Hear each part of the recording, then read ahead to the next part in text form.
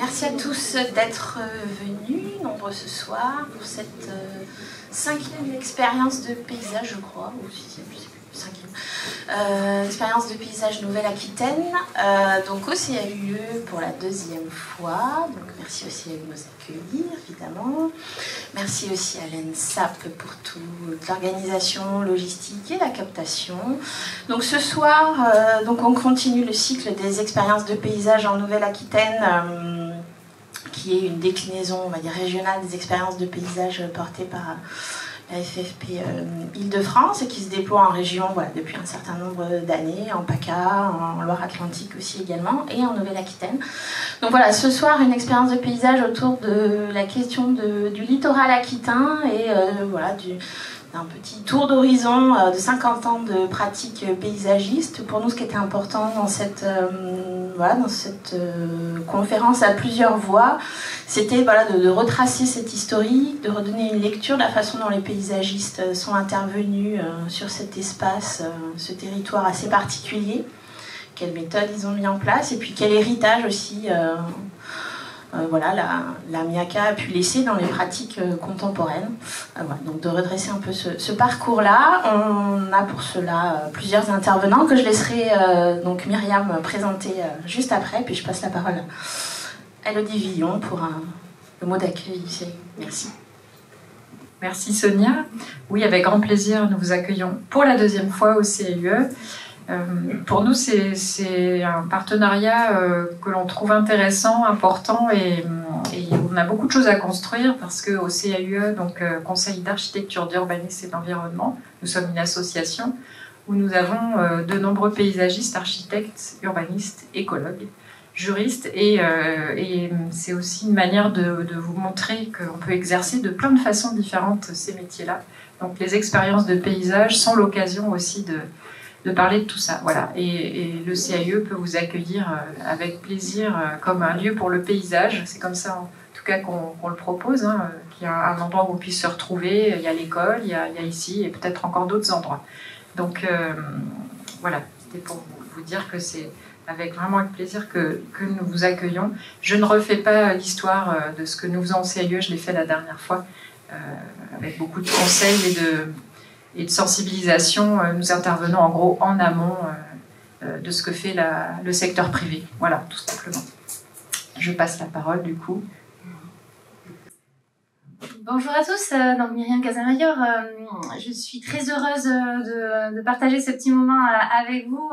Comme disait Sonia, pour retracer ces 50 ans, cette histoire, ces 50 années en arrière, mais aussi réfléchir un peu aussi à l'avenir, puisque là on va vraiment se concentrer sur l'émergence de ce métier de paysagiste sur cet espace qui est le littoral aquitain, et on va regarder plus précisément quel a été le rôle, quel a été effectivement le rôle, en quoi les paysagistes ont contribué à l'aménagement, mais aussi à la préservation de cette côte aquitaine. On va s'intéresser à la côte aquitaine, ex-Aquitaine, parce qu'aujourd'hui, on l'appelle littoral Nouvelle-Aquitaine, puisque depuis peu, la Charente-Maritime est arrivée.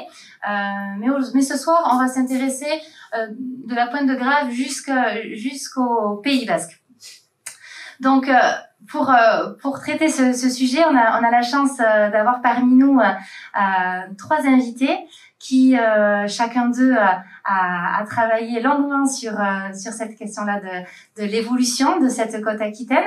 La première, Marguerite Mercier, qui, je peux dire, pour moi, la pionnière, on va dire, des paysagistes qui a du coup travaillé sur ce littoral aquitain, puisque elle était au sein de l'équipe de la MIACA, la mission interministérielle pour l'aménagement de la côte aquitaine.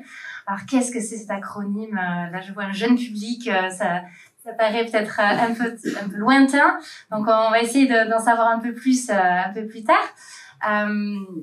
Ensuite, nous avons Monsieur Tournier, Jean-Noël, qui va être, disons, notre trait d'union entre les différentes générations, et du coup, qui est à la fois enseignant à l'ENSOP, je pense que beaucoup d'entre vous le connaissent, mais aussi paysagiste, et également, donc du coup, il a pu parler, il a pu échanger déjà dans les années 80 avec Marguerite Mercier, puisqu'il était au sein d'une équipe de maîtrise d'œuvre pour la réalisation de différentes opérations sur le littoral. Et puis, il connaît aussi bien la pratique actuelle. Ensuite, Monsieur Rugeron, Maximilien, gérant de l'atelier BKM, qui lui est, disons, l'héritier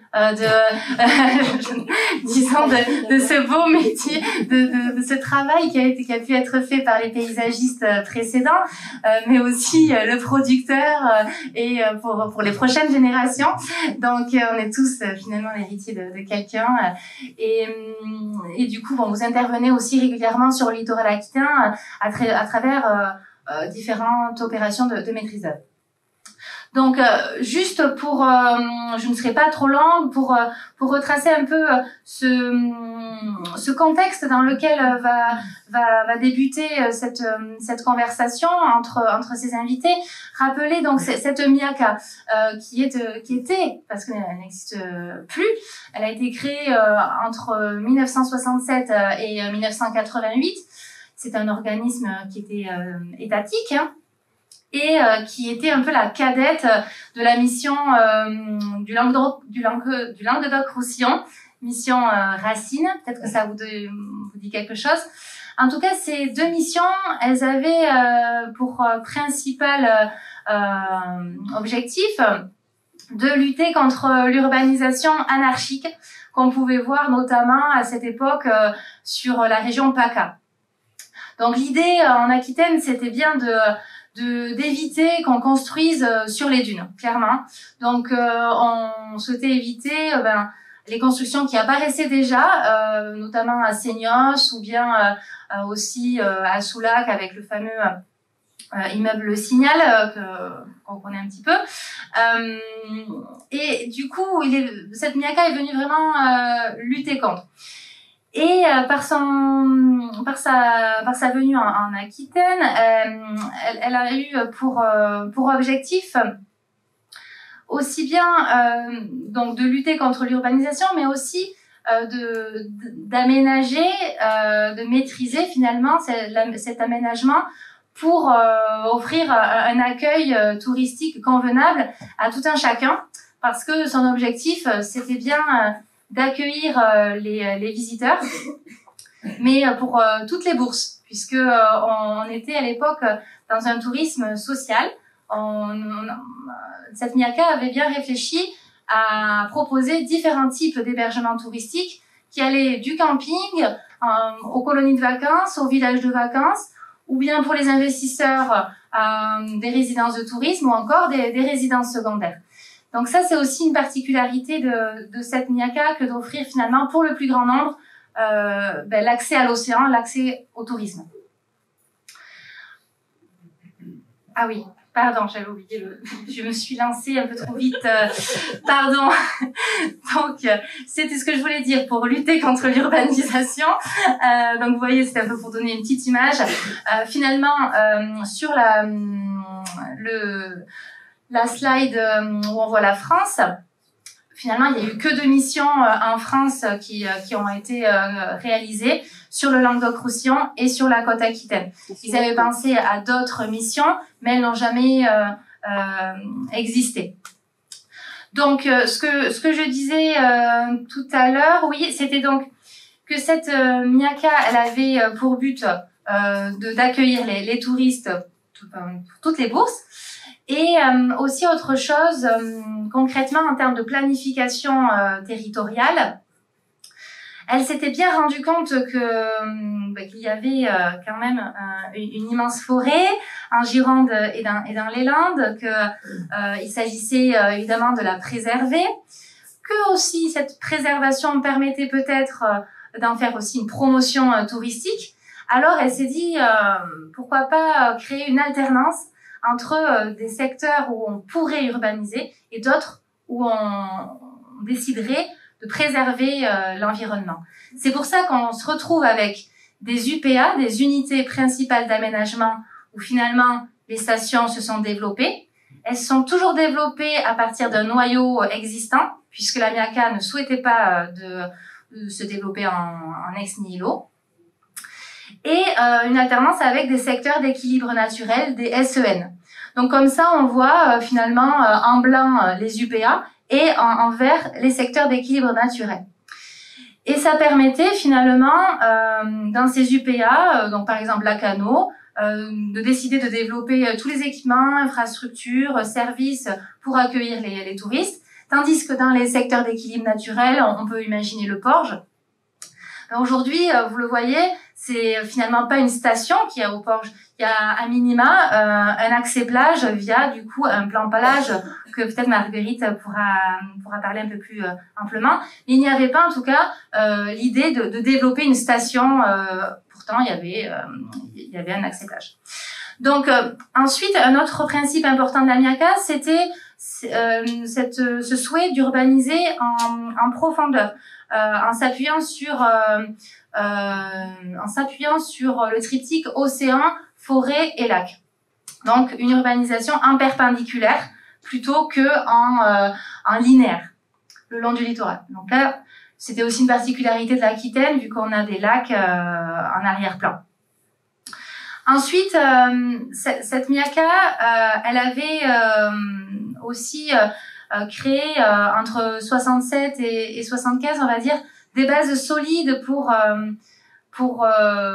sauvegarder le paysage, je pense, et préserver les espaces naturels, puisque elle avait d'entrée de jeu réfléchi à la manière par exemple, il y avait sur la bande côtière l'Office national des forêts qui avait pu faire des travaux importants. Également, éviter le trépisation des étangs et des lacs. Également, elle avait aussi fait en sorte de maintenir l'eau dans les grands lacs par la création de canaux. Et aussi, elle avait souhaité protéger particulièrement les espaces naturels de manière un peu renforcée. Elle avait notamment créé un parc naturel régional, le PNR des Landes de Gascogne, en 1970. Et elle a aussi créé les premières réserves naturelles de cette côte aquitaine, à savoir le banc d'Arguin ou aussi l'étang noir au sud des Landes en 1972. Je crois qu'il y a maintenant, il y en a plusieurs qui se sont succédés, je crois 5 ou 6 qui se sont succédés. Et puis, du coup, elle a aussi, comme je le disais tout à l'heure, permis, grâce à cette préservation des espaces naturels, elle a su aussi en faire une promotion. Par exemple, avec le parc Pereire d'Arcachon, ou bien le parc ornithologique du Tech. On pense aussi à la création de l'écomusée de Marquez. Tout autant de sites qui ont pu mettre en lumière finalement cette préservation de ces espaces. Il y a aussi les 330 kilomètres de pistes cyclables qu'on peut voir sur toute la côte aquitaine. Aujourd'hui, l'héritière, c'est la Vélodyssée. Je ne sais pas si vous la connaissez, mais en tout cas, c'est plutôt agréable comme piste.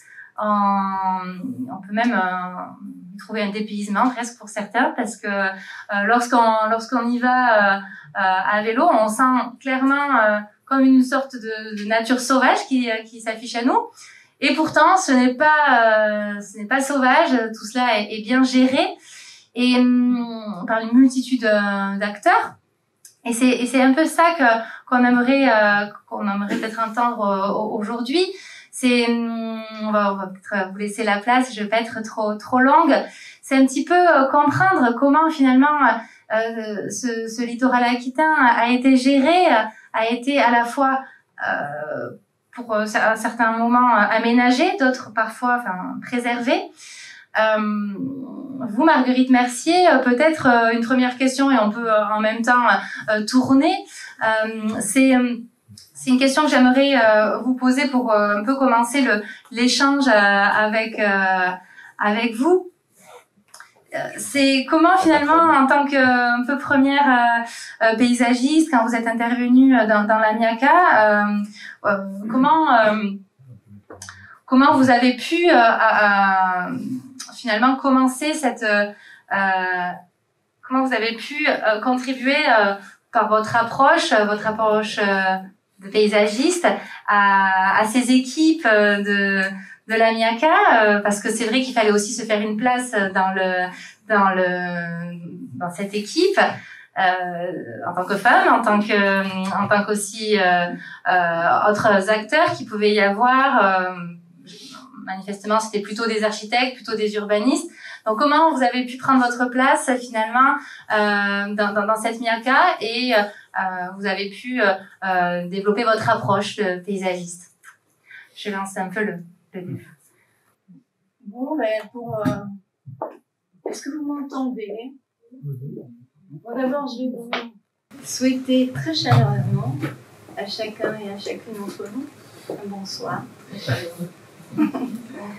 Voilà, donc je suis arrivée à l'Amiaca en venant de Ville-Nouvelle et j'étais dans une équipe technique qui était censée mettre en œuvre les programmes d'aménagement de l'Amiaca. Donc ça s'est fait, je veux dire, petit à petit, on ne m'attendait pas tant que ça. Il a fallu que je démontre constamment ce que pouvait amener un paysagiste. À une époque, on n'avait pas d'expérience de travail sur ces secteurs-là et à ces grandes échelles. Donc je vais vous montrer un peu à travers quelques exemples un peu quelle a été l'implication des paysagistes, donc moi, mais les autres personnes avec que j'ai fait travailler, et ça va vous donner une idée de l'ensemble. Donc je vais y aller tout de suite, et comme j'ai un temps très court, je fonce. Donc Myriam a, je dirais, esquissé l'aménagement de la côte aquitaine.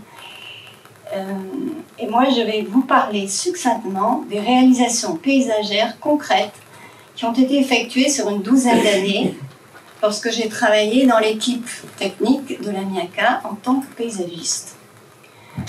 Alors, je vais vous dire, on m'entend bien là, parce que j'entends des résonances. C'est loin, très loin, 45, 35 ans. Voilà. Donc, c'est pas évident de replonger dans les archives, dans les souvenirs, et puis de le rendre vivant aujourd'hui. Donc, je vais essayer à travers ce diaporama. Alors, pour être plus lisible, j'ai regroupé les interventions en 4 thèmes, et ça, c'est ma propre classification. Donc, premièrement, mise en valeur des grands sites aux abords des organisations urbaines. Deuxièmement, réponse paysagère lors de l'installation des zones d'hébergement nouvelles. Troisièmement, participation au plan plage et au plan camping. Et quatrièmement, autres interventions. Alors pour chaque thème, comme on a peu de temps, je vais simplement vous balayer pour que vous compreniez un peu ce que ça pouvait être. Je vais développer particulièrement un exemple et j'en effleurerai quelques autres. Comme ça, vous aurez une idée globale de l'aménagement et ça va pouvoir après être là pour nourrir les débats. Donc, premier point.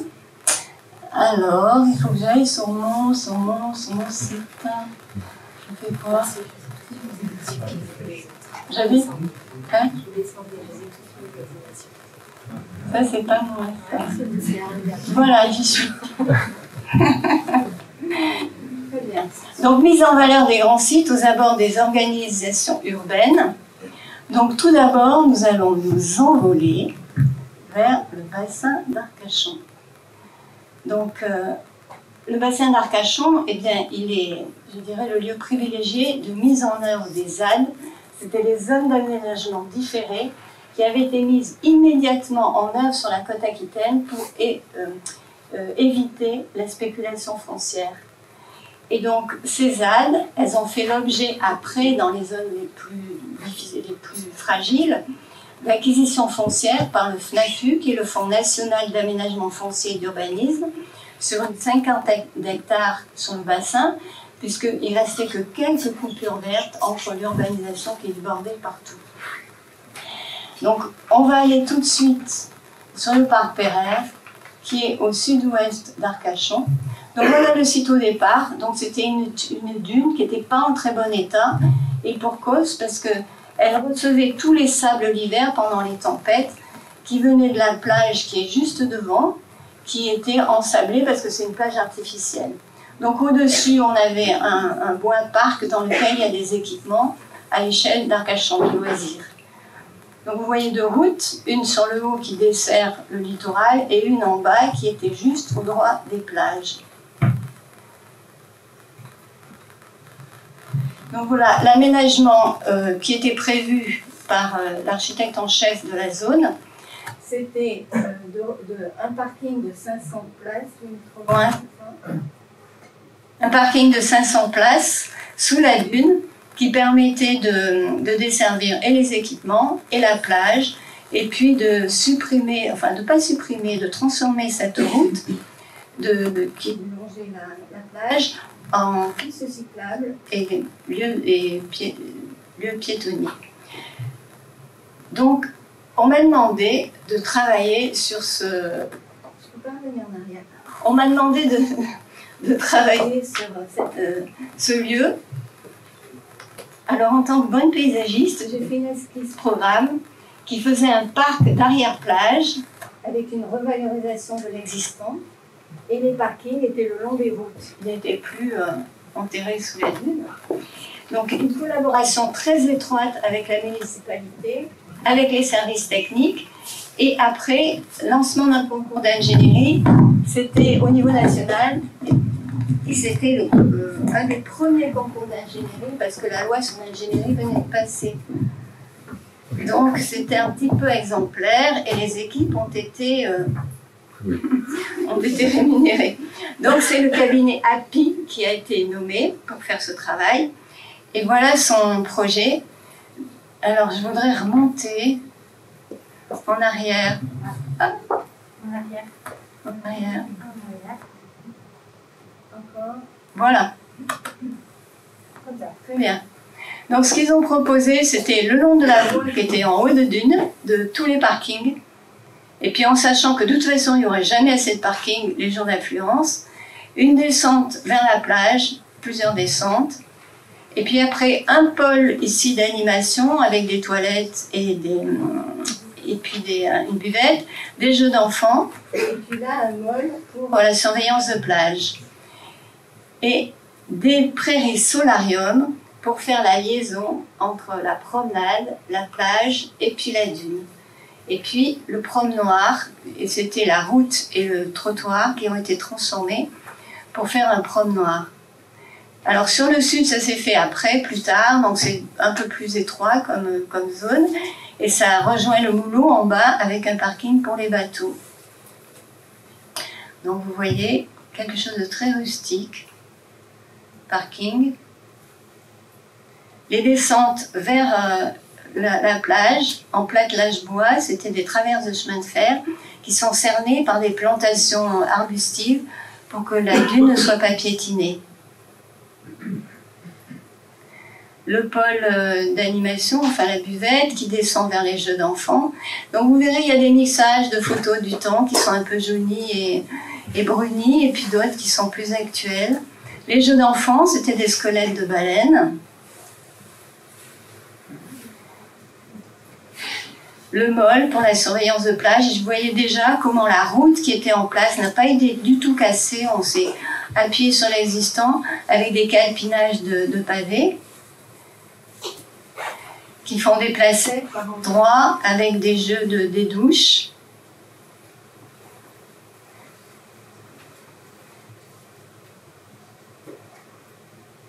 Bon, après, ils sont intervenus un toboggan d'eau aussi en plus, puis après un skateboard. Et puis même aujourd'hui, on a une piste cyclable qui passe tout le long au pied de dune et qui coupe, on pourrait dire, la plage, l'arrière-plage de son écrin boisé. Et là, vous allez voir, là, sur le bord, on voit, là, il y a des animaux le long du Perret. Ça a été mis en place pour protéger par des brandes pendant l'hiver le parc. Tout le monde disait que ça ne tiendrait pas le coup, parce que tout allait être mis sous les sables et les embruns. Et en fait, ça a bien tenu. Moi, j'ai mal dormi pendant les premières nuits de tempête, mais après, ça a marché. Hop, hop. J'ai un peu de mal à passer là-dessus. Faut que je pousse ça.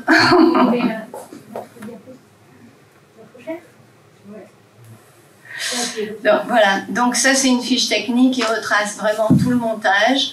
Je ne vais pas le détailler. Par contre, ce que je vais faire un petit point, parce qu'on va le retrouver après, comme c'est des sables, il a fallu inventer un support spécifique. Donc c'est de la tourbe avec de l'agromousse qui retient l'eau et puis des fertilisants qui sont mélangés au sable. Donc ça c'était une première qui a servi après sur d'autres sites.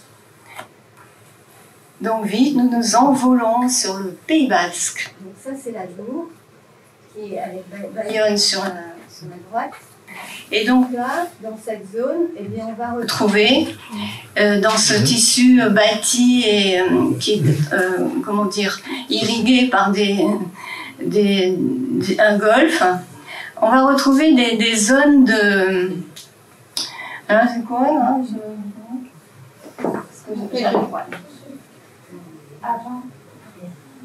D'accord. Alors, bon. Voilà, donc là on a des zones qui sont des ersatz de zones, c'était des no man's land tout au long, il y en a à plusieurs endroits, il y en a ici aussi et là. C'est des zones qui ont été réaménagées, un peu dans le style du parc Pereire, puisque le parc Pereire avait fait école. Si vous voulez, ça a été la première opération qui a permis de faire comprendre qu'on pouvait faire des choses sur le littoral. Et après, les chargés de mission qui étaient dans les autres secteurs, bien, ont continué. Donc je passe vite.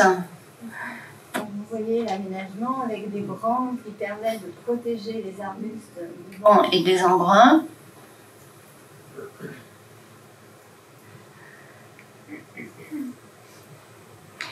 Ici, on est sur Île-Baris-Mourisco. Donc c'est au droit de Biarritz, en dessous, il y a le lac de Mourisco qui par un vallon descend vers les plages. Et le projet, ça avait été de faire des liaisons loisirs tout au long de cet espace et puis de réaménager les plages. Là, il y a une étude de Jacques Sgard qui a permis d'aller un peu plus dans le détail dans ce projet. Et alors à ce moment, les équipements lourds qui devaient être faits n'ont pas été faits. Par contre, tous les aménagements de plages ont été réalisés, comme l'ami l'a dit.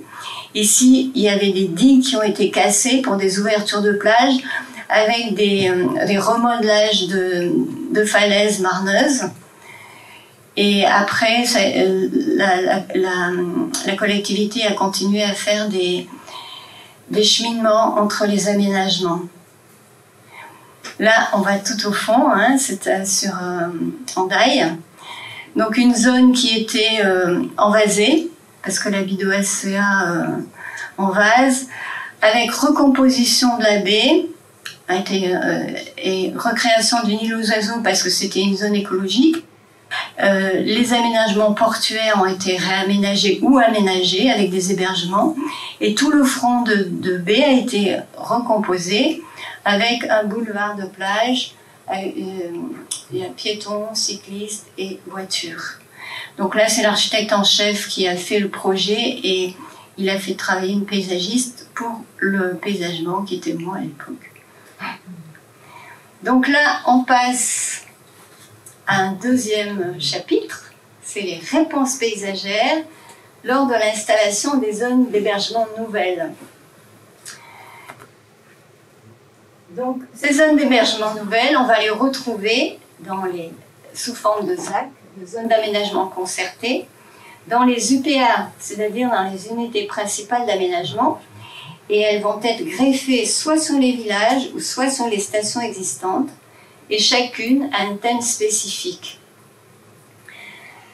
Donc là, les interventions paysagères, elles ont été soit en amont, soit en cours de route, soit sur des détails d'arrivée. Donc justement, on va faire encore un envol pour que vous ayez une idée. Donc ici, on va sur Carcan-Maubuisson. Donc par là, vous avez Carcan. Et si vous avez la station de Maubuisson, qui s'est plutôt développée après la Deuxième Guerre et un tourisme assez social, enfin au départ. Et puis ici, la base départementale de loisirs de Bombane. Et entre les deux, la ZAC de Carcan-Maubuisson. Donc elle est à distance du lac, elle se relie au pôle de Maubuisson qu'elle a rénové, reconstruit. Et donc pour ça, cette opération a un caractère social marqué. Ça a été la réalisation des premiers villages de vacances qui bénéficiaient des prêts HLM en France et sur la zone Aquitaine. Et son thème spécifique, c'était l'initiation au sport, le sport pour tous et la santé par le sport. Donc là, on est sur un système dunaire boisé, avant le lac. Et j'ai travaillé en amont du projet avec l'architecte en chef de l'UPA 3. Et j'ai fait un cahier des charges pour une consultation de BET pour une étude qui prenait en compte la dimension paysagère, environnementale et forestière de la zone. Et aussi qui permettrait de tester la capacité du site à recevoir le programme. Donc c'est 6600 lits au départ et justement on a fait baisser vers 6000 lits pour rester dans une ambiance de forêt, habiter en forêt. Donc consultation nationale et c'est le cabinet Santucci Prouvo Eco qui a été retenu. Donc son travail a défini les aptitudes et les contraintes du site. Et ça a conditionné le parti d'aménagement de la ZAC. Et ça a été repris très très finement dans le zonage et puis dans le règlement.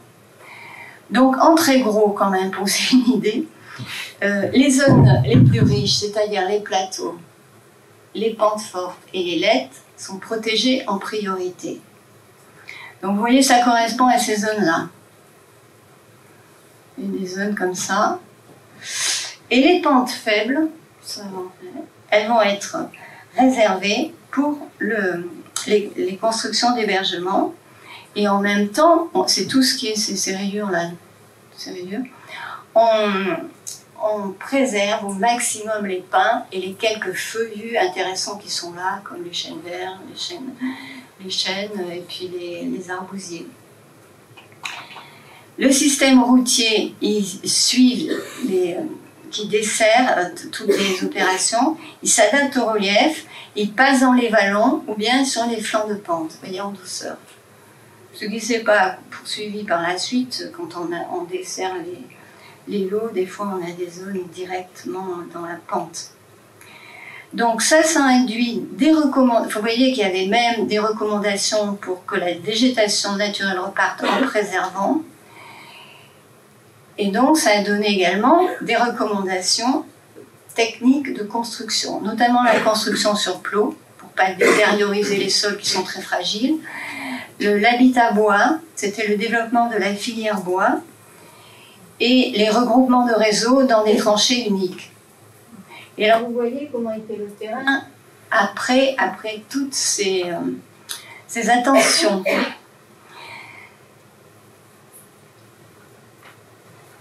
Donc après, l'écosystème spécialisé de la forêt de production de terres maritimes a inspiré la politique végétale, enrichissement en feuillus, par protection, par dégagement, par semis, par plantation, protection par des bordures, des bornes, des clôtures bois, du paillage de sol, des enherbements rustiques qui aident à la végétation spontanée à repartir. Parce que vraiment, dans ces sols-là qui sont très très pauvres, avec un niveau hydrique très faible pendant l'été, ce qui pousse le mieux, c'est la végétation qui a pu se réinstaller d'elle-même. Dès qu'il y a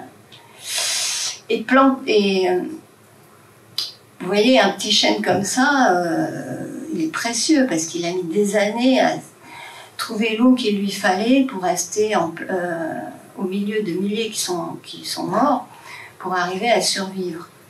Donc vous voyez les protections, là le village de vacances est sur la droite, des protections pour protéger la plante, le haut de dune. Et là on a fait une expérience avec l'Office national des forêts, c'est qu'on a fait une éclaircie pour voir ce qui allait se passer, et puis des plantations de feuillus en godet. Vous voyez comment ça pousse sur la plante forte quand on la protège. Là, ce sont les chênes verts, les arbousiers, les chênes qui repoussent avec vigueur.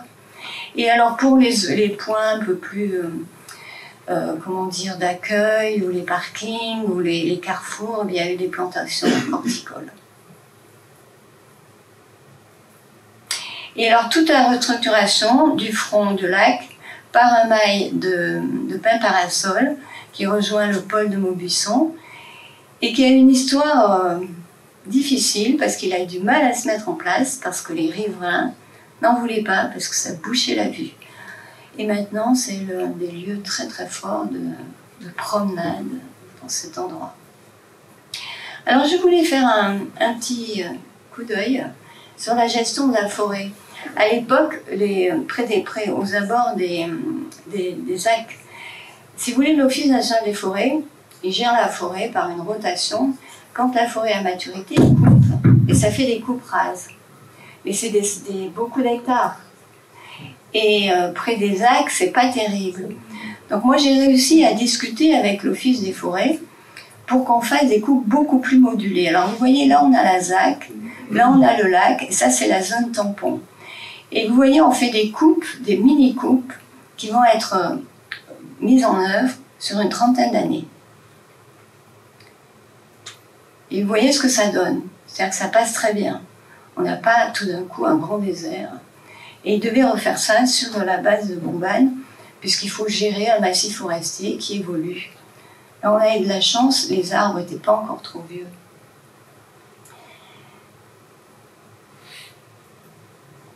Donc ça, c'est un chemin qui est protégé au-dessus de la dune qui domine le lac. Alors aussi un petit clin d'œil. À l'époque, les maisons, elles étaient assez humbles d'architecture et puis elles s'inséraient dans le massif forestier, c'est ce qu'on voulait, c'était habiter en forêt. Et puis on avait fait relever tous les arbres, on a un maximum d'arbres. Et puis plus tard, eh bien, un coupe rase d'emblée. Et puis les maisons, elles commencent à déborder les parcelles. Et puis aujourd'hui, il y a eu les tempêtes entre-temps. Et puis aujourd'hui, on commence à construire dans les lettes. On va sauter en face, avec notre oiseau privilégié, sur une ZAC qui est près d'Ourtin, c'est plus au nord, sur le lac d'Ourtin-Carcan. Donc là, je vais passer vite, c'est une zone marécageuse, c'est la rive est du lac. Là, il y a eu des creusements dans cette zone marécageuse pour faire un port, puisque le thème, là, c'est le nautisme et l'enfance, qui a permis, par les remblais, de faire des zones sur lesquelles on pouvait construire. Et puis, définition d'une île aux enfants, avec... alors là-dessus, sont intervenus à la fois le cabinet Sauveterre, pour tout ce qui était la partie hydraulique et ce qui était la partie replantation aquatique, et puis le cabinet API, qui a plutôt travaillé sur l'île, et les jeux d'enfants. Donc là, vous voyez, à l'époque, on faisait des jeux d'enfants. On n'avait pas tout fait en Catalogne par sécurité. Donc là, il y a un fort énorme avec des granges, donc c'était... je passe vite. Et là, on va descendre sur Pont-d'Albret. Donc là, c'est un lac artificiel, un lac marin, qui est dans un ancien lieu où il y avait la Dour. Et il y a 2 ZAC qui ont été faites autour de ce lac, et plusieurs opérations, dont celle de Vieux-Boucau. Et là, il y a un mail au centre du développement vers le lac, qui est la canalisation du courant de Messanges. Donc là, l'architecte, qui était Aubert, a travaillé avec Carcenac de Torne pour aménager cette zone. Donc vous voyez, au milieu, il y a le courant de Messanges qui passe. Et là, il y a plusieurs niveaux de promenade, très minéral d'un côté, beaucoup plus souple de l'autre. on va revenir sur la Cano. Donc là, vous voyez la Cano, la Marina Talaris, le Moutchik, et puis la ZAC, enfin la station et la ZAC. Donc là, la ZAC, eh bien, c'était, vous allez le voir, elle tourne autour d'un golfe. Donc l'habitat est plutôt sur les points hauts, les villages, sur les dunes. Et puis c'est le golfe qui fait paysage, on peut dire. Et ben ça, c'était un peu zone réservée aux architectes de golf. J'ai pas trop mis le nez là-dedans.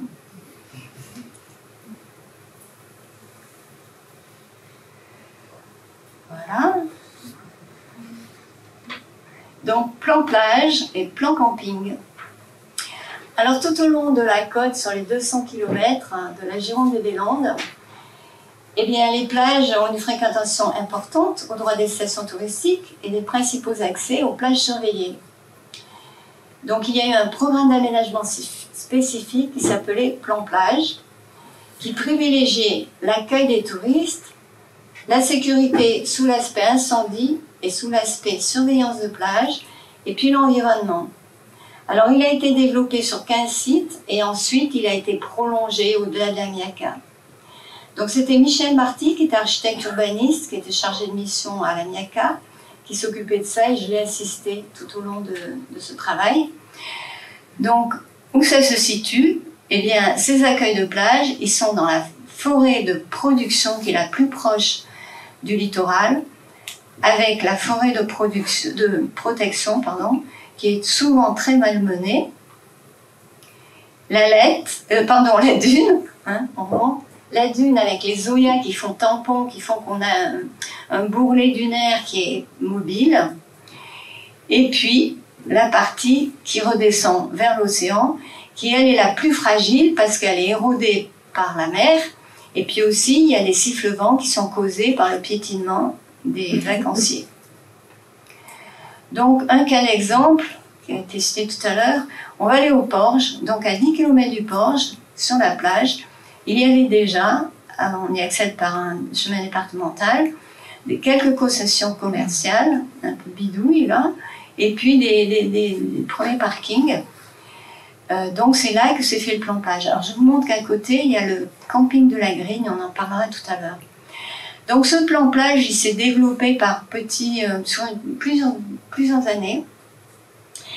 Donc, par des boucles successives pour les voitures, soit au nord, soit au sud. Donc, c'est 3100 places de parking avec des aires pique-nique. Et il y a des voies DFCI, c'est la défense incendie, qui permettent de dégager vers le nord et vers le sud au cas où il y aurait des incendies. Et puis, une piste cyclable qui descend de la Cano, qui va vers l'Èche-Cap-Ferré, qui traverse la zone. Et des chemins piétons qui ramènent vers la zone centrale ou bien surtout vers les plages.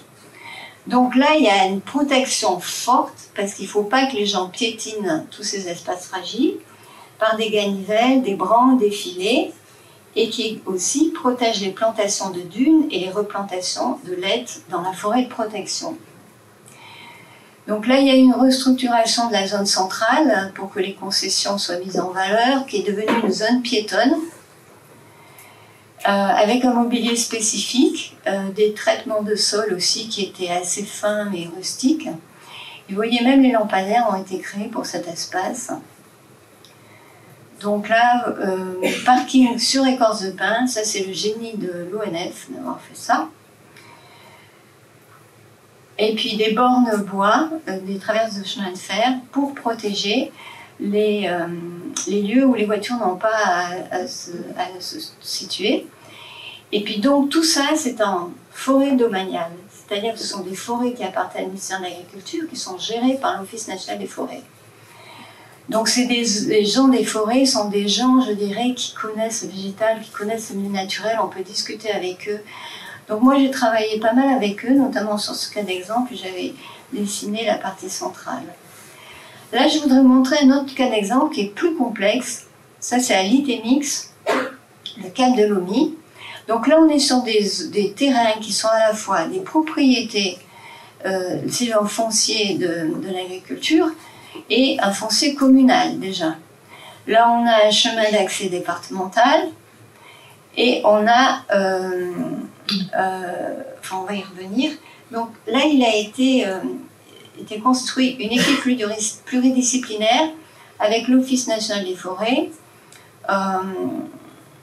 le Bordeaux 3 qui a fait des études phytosociologiques de la végétation dunaire pour savoir d'où en était la dune, comment on pouvait la protéger par des moyens assez souples, assez simples, parce qu'à une époque il y a eu une autre politique. La DDE parce qu'il y a un chemin départemental, un architecte parce qu'il y a un pôle d'animation, et Laurent Van Denberg en tant que paysagiste qui a fait le schéma d'ensemble. Donc vous voyez, on a dédoublé le CD pour en faire un sens unique et permettre une piste cyclable et piétonne sur cette partie-là qui dessert un camping, une zone de camping-car, et après, par ce bouclage, on peut desservir un nouveau camping en forêt, un parking en forêt, des parkings derrière les quelques maisons qui sont là, un pôle d'animation et la plage. Alors il y avait déjà sur la dune un parking. Donc vous voyez des protections pour la forêt sur la dune. Il y a des semis de pins qui ont été faits et puis là des plantations de végétaux arbustifs près des parkings qui étaient proches de l'habitat, et puis tout un remodelage des zones d'accès. Donc là-bas vous voyez on descend vers la forêt et là on monte sur la dune. Donc un mobilier spécifique, encore une fois, et signalité spécifique. Donc un petit clin d'œil pour vous montrer comment on a fait un travail d'unification, de traitement des panneaux de signalisation le long de la côte. Donc on a travaillé avec un architecte et... Hein? C'est là? Je suis... C'est presque bon. Donc des poteaux bois, des rondins de bois avec rainurés, avec des planches amovibles, et puis des chevilles bois. Après, on pouvait mettre des lettrages gravés rechampis, et puis tout ce qu'on avait à lire, tous les panneaux qui étaient de toutes sortes partout. Là, c'est sur les pistes cyclables tout au long de la côte. Et puis, pour le sentier du littoral, un panneau spécifique, pour les réserves naturelles aussi, et dans chaque zone d'aménagement aussi. Donc en 2 mots, le plan camping. Donc il faut que je termine. Donc le plan camping, eh bien c'était de mieux traiter les campings sur la côte aquitaine. Et ben j'ai plus mes feuilles, mais c'est pas grave. Donc pareil, là il y a eu une vingtaine de campings qui ont été aménagés. C'est toujours Michel Marty qui était en charge, je l'ai aidé. Donc voilà un camping qui est celui du Porge. Et là pareil, ce qu'on a voulu à chaque fois, c'était mettre des équipes où il y avait un paysagiste, un bureau VRD et un bureau d'architecte. Et c'est le paysagiste qui faisait le projet. Et c'est ça qui permettait aux paysagistes, je dirais, d'agrandir leur zone d'intervention, et puis aux jeunes paysagistes de l'Aquitaine de commencer à pouvoir se lancer. Donc là, c'est bon, je ne vais pas y aller trop, je vais finir. Donc là, c'est pareil, c'est l'étude de site qui conditionne le parti d'aménagement, parce que les routes passent dans les fonds entre les dunes. Donc des regroupements de caravanes ici, là, un regroupement de parking qui permet aux campeurs d'aller plus ou moins près ou plus ou moins loin, selon qu'ils sont des naturalistes ou pas. Et puis après, les plantations qui sont faites au droit de l'accueil, au droit des sanitaires et des fois autour des regroupements de tentes ou de parking. Donc toujours simplicité au sol. Vous voyez beaucoup de bois, que ce soit dans les jeux, que ce soit dans les bornes de raccordement pour les caravanes, que ce soit dans les parkings. Là, sur Sanguinet, un autre, je vais le montrer simplement comme ça, à distance du lac, encore une fois, où là, vous voyez, c'est quand même pareil. Là, sur le précédent, c'est Carson de Temps qui était intervenu. Là, c'est Bonin et Boubeau. Donc là, il y a plus, c'est dans une lande humide.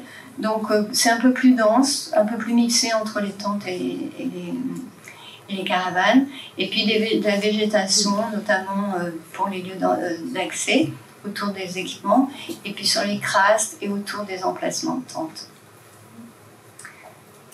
Voilà. Merci beaucoup, Madame Mercier, pour ce partage vraiment d'expérience. C'était vraiment pas évident de parcourir 50 ans en arrière, quoi. Donc merci pour ce partage. Je pense que tout le monde a bien pris note. Du coup, ces beaux aménagements qui ont pu être réalisés, cet encadrement aussi qui a pu être fait. On va laisser peut-être la place maintenant à Maximilien et puis à Jean-Noël pour discuter peut-être de la suite qui a pu être fait après la MIACA. J'ai des petites questions comme ça, mais peut-être que vous avez envie de parler spontanément à la suite de Marguerite. Moi, c'est vrai que j'avais une question concernant un petit peu la MIACA. On sait que c'est un peu le pouvoir central qui est venu en Aquitaine et qui a développé sa vision des choses.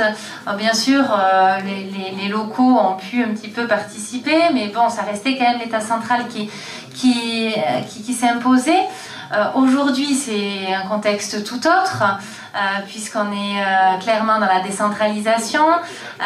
Donc, une question que j'ai envie de vous poser peut-être à vous trois, quelles ont été les principales peut-être difficultés de cette centralisation que vous avez pu vivre, Marguerite, et vous, au contraire, est-ce que vous pensez que la décentralisation d'aujourd'hui a pu répondre aux problèmes, aux difficultés de la centralisation d'hier?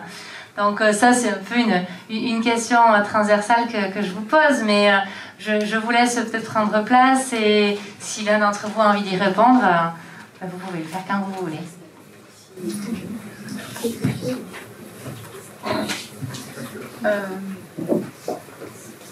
Je vais dire deux mots et après tu y vas, parce que je voudrais quand même dire que la mission interministérielle d'aménagement de la côte aquitaine n'était pas tout à fait la mission Languedoc-Roussillon, et qu'il y a quand même eu, et je pense que le président Biasini avait cette sensibilité et cette écoute du terrain, il y a quand même eu tout un travail pour travailler au plus près avec les gens du pays. Et notamment, il y a eu beaucoup d'animations en prémisse des schémas de la MIACA, beaucoup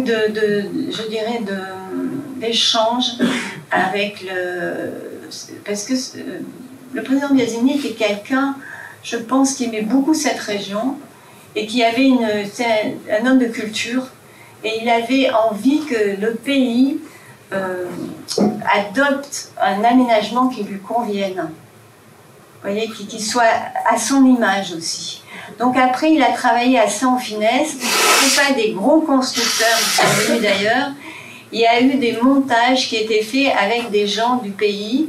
Par exemple, sur la Cano, c'était les regroupements d'entreprises qui ont travaillé pour la promotion sur les secteurs. Donc je dirais que c'était déjà une transition vers la décentralisation. Et la décentralisation est arrivée en chemin, et justement après il y a eu des contrats de plan qui font que ça a passé tout doucement vers les élus. Voilà, je voulais signaler ça parce que c'est un peu particulier sur la côte. Merci. Y compris, non. Ça ne veut pas marcher. Je n'avais pas lu. Y compris justement en travaillant avec l'ONF, tu en as parlé un peu, mais je vais peut-être approfondir, parce que l'ONF était les gens qui géraient ce territoire, en particulier la dune et la forêt, depuis 1850. Et donc la MIACA, parce qu'on n'a peut-être pas bien expliqué que la MIACA était un organisme qui était le guide, et qui faisait travailler après des gens derrière, des maîtres d'œuvre, des paysagistes, des architectes, et donc qui fixait à la fois les objectifs et le programme. Et après, en dessous, il y avait les petites mains, non mais je veux dire les maîtres d'œuvre, les paysagistes, les architectes qui venaient faire, mais dans un cadre qui avait été posé par la MIACA. Ça, c'était pas, enfin, c'était un assistant à maître d'ouvrage. Et nous étions les maîtres d'œuvre. Donc on travaillait en gros sur les directives de la MIACA. Et la MIACA a beaucoup discuté, enfin, ce que disait Marguerite. Quand on dit la MIACA comme ça, on a l'impression que c'est quelqu'un. Mais en fait, non, hein, qu'on soit bien clair. C'est un organisme avec des vrais gens, dont Marguerite et d'autres. Et donc Marguerite a beaucoup travaillé avec l'ONF, par exemple, sur la question des plans plages, parce que c'est eux qui savaient. Et en tant que paysagiste concepteur, moi par exemple, mais pas que moi, on a été plein, on a appris une partie de notre travail en travaillant sur un site compliqué, avec des gens qui savaient le gérer, et en inventant des choses que Marguerite a pas mal expliqué déjà. Donc effectivement, c'était ancré dans le local, dans le site. Alors pas dans le local politique obligatoirement, car c'est une autre question. Parce que c'est vrai que la MIACA se mettait au-dessus des communes. Et ça a permis aussi de cadrer les choses et d'éviter les dérives que vous aviez évoquées en introduction. Peut-être qu'on pourrait dire qu'elle se mettait au-dessus des communes. Je crois quand même que cet organisme-là a... Parce que moi j'ai relu un peu tout ça à l'époque, j'étais dedans, je ne voyais pas tout. Mais a mis des moyens très forts pour qu'il n'y ait pas un développement dévergondé sur la côte. Première chose, il y a les secteurs d'équilibre naturel et les UPA déjà, on ne construit pas partout. Déjà dans les UPA, on ne construit pas partout. Et après, il y a eu des ZAD, c'est-à-dire tout un système réglementaire qui a permis de figer pendant une dizaine d'années les sols, parce qu'il y avait des gens qui avaient acquis du foncier sur les côtes et qui étaient prêts à construire. Hein. Et après, donc, des politiques d'acquisition, et surtout, en même temps, on mettait ça dans les documents d'urbanisme. C'est-à-dire que la MIACA intervenait sur toute la mise en œuvre des SDO et des POS, avec l'équipement, avec tous je dirais, les administrations qui s'occupaient de ça.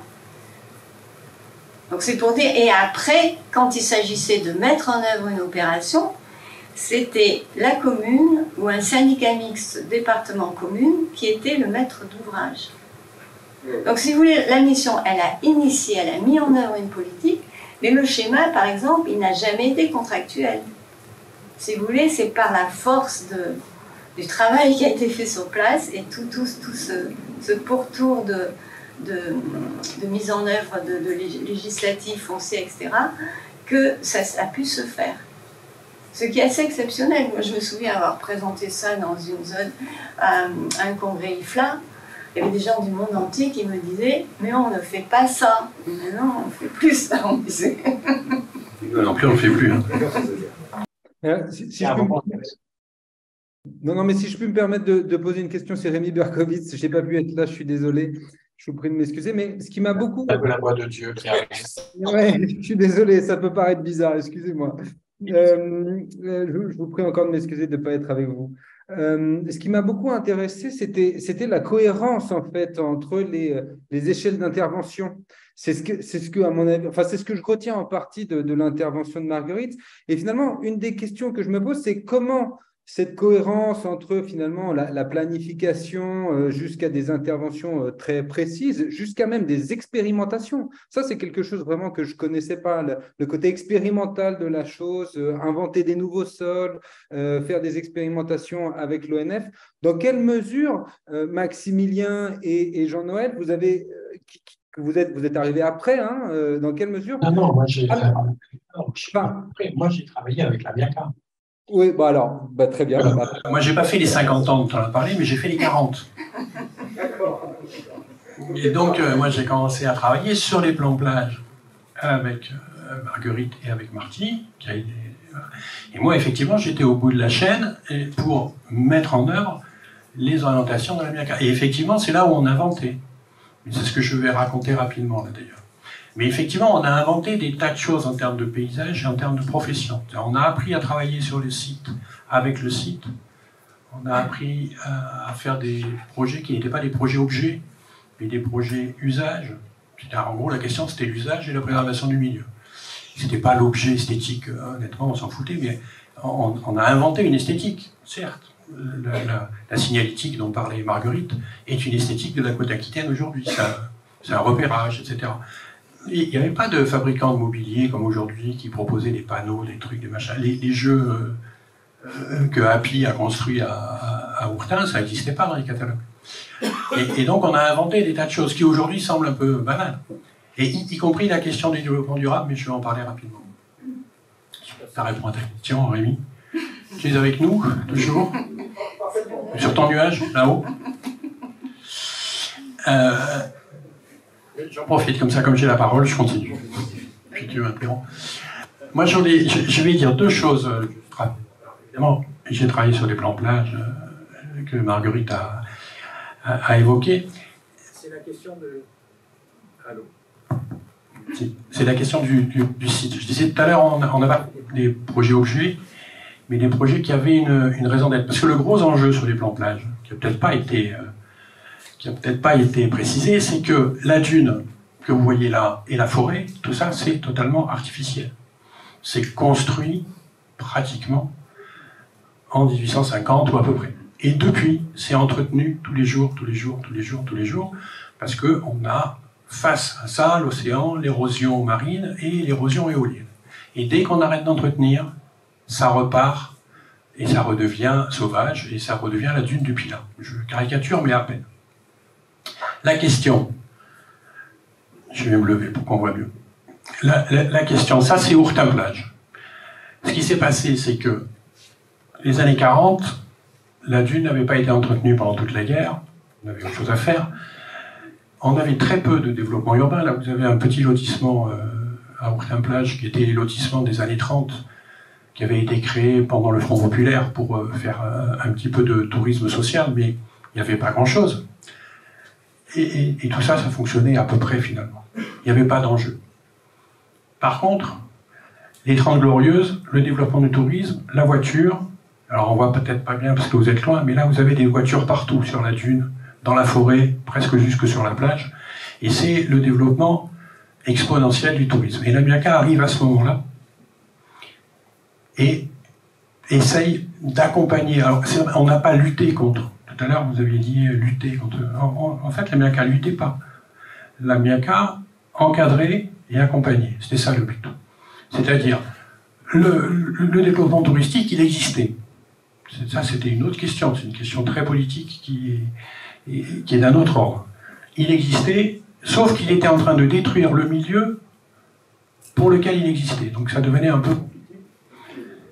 D'où la question des plans plages, qui avait pour but donc d'encadrer, c'est-à-dire de faire des parkings, alors ça peut paraître bête, hein, faire des parkings, faire des chemins, et surtout replanter la dune, ce qu'on voit ici. Et ça a été beaucoup le boulot de l'ONF, qui est revenu, en fait, apporter sa compétence, la compétence qu'elle a depuis un siècle sur cette dune, un peu plus d'un siècle. Et donc, le travail, là, il y avait un bureau d'études VRD, effectivement, il y avait un paysagiste, et il y avait l'ONF. Et aujourd'hui, si on regarde la photo de 2021, on a pratiquement l'état d'après-plan plage, parce que le plan plage date de 90, où on retrouve les voitures à peu près contenues, mais elles sont toujours là, hein, ça c'est indéniable, la plage aussi à peu près aménagée, et la dune restaurée. Et le plan plage, c'était ça. Donc c'était vraiment travailler avec le site, avec les dynamiques naturelles, pour encadrer et accompagner un développement qui était un développement économique. Le deuxième exemple, qui est Carcan-Plage, c'est le même exemple. Carcan-Plage, je ne sais pas si tout le monde connaît, Carcan-Plage après la guerre. Donc ici, on a le lotissement de Carcan-Plage qui n'existe pratiquement pas. Et on voit que la dune non entretenue est en train de partir dans la forêt. Le développement touristique, avec les voitures partout, et surtout les chemins qui commencent à déstabiliser la dune, puisque tout ça c'est très fragile, et le plan plage, qui organise, qui encadre, et qui recrée finalement la dune originelle, entretenue et gérée. Et ça, c'était intéressant parce que effectivement, ça donnait une autre dimension à la question du projet pour un paysagiste comme moi. C'est-à-dire qu'on était vraiment sur la question de l'usage.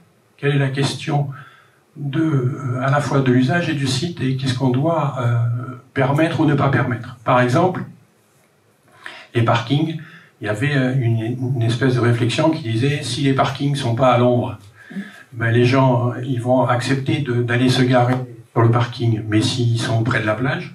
Si par contre on fait des parkings à l'ombre, donc les deux cas qu'on a ici sont des parkings qui sont pas à l'ombre, donc près de la dune. Mais par contre, si on fait des parkings à l'ombre, donc ça c'est Carcan aujourd'hui, en 2021, où on voit encore tous les aménagements qui datent du plan plage, de préservation de la dune, de guidage des piétons pour éviter les traversées de dunes. Et donc, je vais revenir sur cette diapo tout à l'heure, si on faisait des parkings à l'ombre, comme à la Cano Nord par exemple, les usagers acceptaient de faire 300 mètres pour aller à la plage. Et donc tout d'un coup, on pouvait faire reculer la voiture du pied de dune pour aller les amener dans un parking qu'a présenté Marguerite, qui sont des parkings sous forêt. Très simple, hein, c'est le parking de la Cano Nord. Pour aménager ce parking, on a coupé 50 arbres, pas plus. Et donc le parking, en gros, s'installe dans un site. On a beaucoup travaillé avec le site.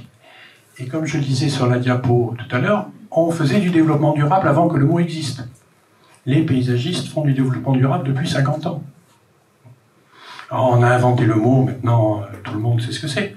Mais en gros, on travaillait à la désimperméabilisation. Marguerite disait on ne faisait pas des parkings en enrobé, on faisait des parkings en écorce de pin. Aujourd'hui, c'est génial. Il y a 30 ans, on le faisait. On gérait les eaux pluviales. On utilisait la végétation naturelle, Marguerite l'a dit. On se faisait même engueuler par le maire, moi ça m'est arrivé, hein, par le maire des communes qui disait mais pourquoi je paye pour planter des genêts, il y en a plein la forêt. Et on disait mais parce que le genêt ça pousse tout simplement, parce que c'est la plante du lieu qui pousse dans le sable.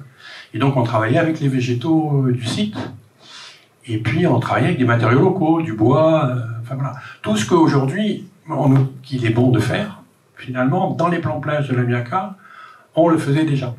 Et en ce sens-là, je trouve que c'était une expérience effectivement relativement intéressante, parce que dans les années 80-90, c'était pas l'ambiance générale. On était encore sur la fin des 30 Glorieuses, c'est-à-dire sur la question de l'artificialisation, de la voiture, de la route.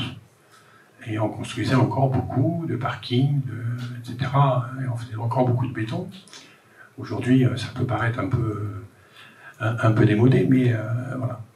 Et donc, ce que je voulais dire... juste aujourd'hui, oui, j'ai été très court, après le discours de Marguerite, c'est qu'on a inventé une profession, un peu, en partie. Parce que le paysagiste, jusque-là, il n'y avait pas trop cette image-là. Et on a appris à faire des choses, finalement, qui n'avaient jamais été faites. Parce que ce site de la côte aquitaine, il est très particulier, cette dune qui bouge, ce sable qui est omniprésent, cette monoculture de pin, etc. Et en fait, on s'est servi, enfin, la Miaka, et après les paysagistes qui ont travaillé pour la Miaka, se sont servis de ce site pour inventer un nouveau paysage qui aujourd'hui est reconnu, quoi. La côte aquitaine, tout le monde sait à peu près à quoi ça ressemble quand on va à la plage. Ce que je voulais rajouter, c'est que nous, en tant que paysagiste, on a appris à travailler autrement. Moi, je dis, j'ai fait du développement durable sans le savoir. Maintenant, je dirais que c'était simplement une manière d'être dans un site donné. Parce que je venais de Ville Nouvelle, c'est pas du tout comme ça que ça se passait. Et je crois que l'office, enfin, la chance, c'est qu'il y avait l'Office national des forêts qui gère une bonne partie du littoral, qui a lui-même fait, je dirais, une ouverture, parce qu'ils étaient très très fermés. Vous savez, quand on va sur les chantiers, moi j'allais avec eux, vous avez le grand chef, le képi, puis vous avez le sous-chef avec la casquette, et puis toc toc, c'est très militaire comme organisation. Et à l'époque, ils étaient, comment dire, ils voulaient garder leur territoire. Ça a été difficile de changer des terrains dans certaines zones.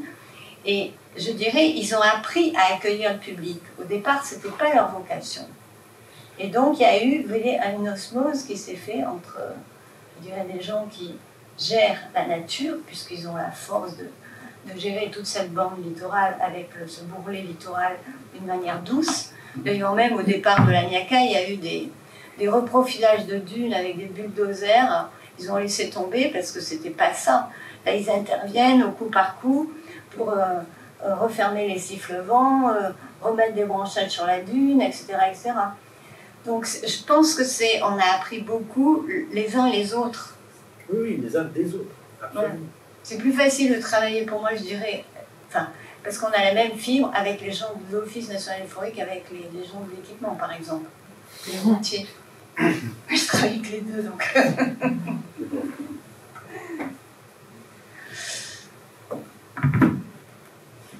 Je me permets de prendre le micro pour enchaîner. Donc, du coup, l'héritier, c'est moi. Non, tout ça pour dire que on peut se poser la question de qu'est-ce qu'on retient de la MIACA, qu'est-ce qui reste de la MIACA dans les aménagements actuellement, comment cet état d'esprit perdure. Même sans savoir vraiment, je pense que l'esprit perdure, puisque on a parlé de beaucoup d'éléments, que ce soit autant Jean-Noël que Marguerite, qui ont été mis en œuvre à ce moment-là, l'utilisation de bois, l'utilisation de filières locales, les recherches aussi agronomiques avec l'utilisation de certains éléments, des sédiments sableux qu'on pouvait récupérer pour faire de la végétation, l'utilisation du local. Ça, c'est des éléments qui restent, qui perdurent et qui infusent de manière très très forte dans l'ensemble des administrations que j'ai pu croiser dans mes projets.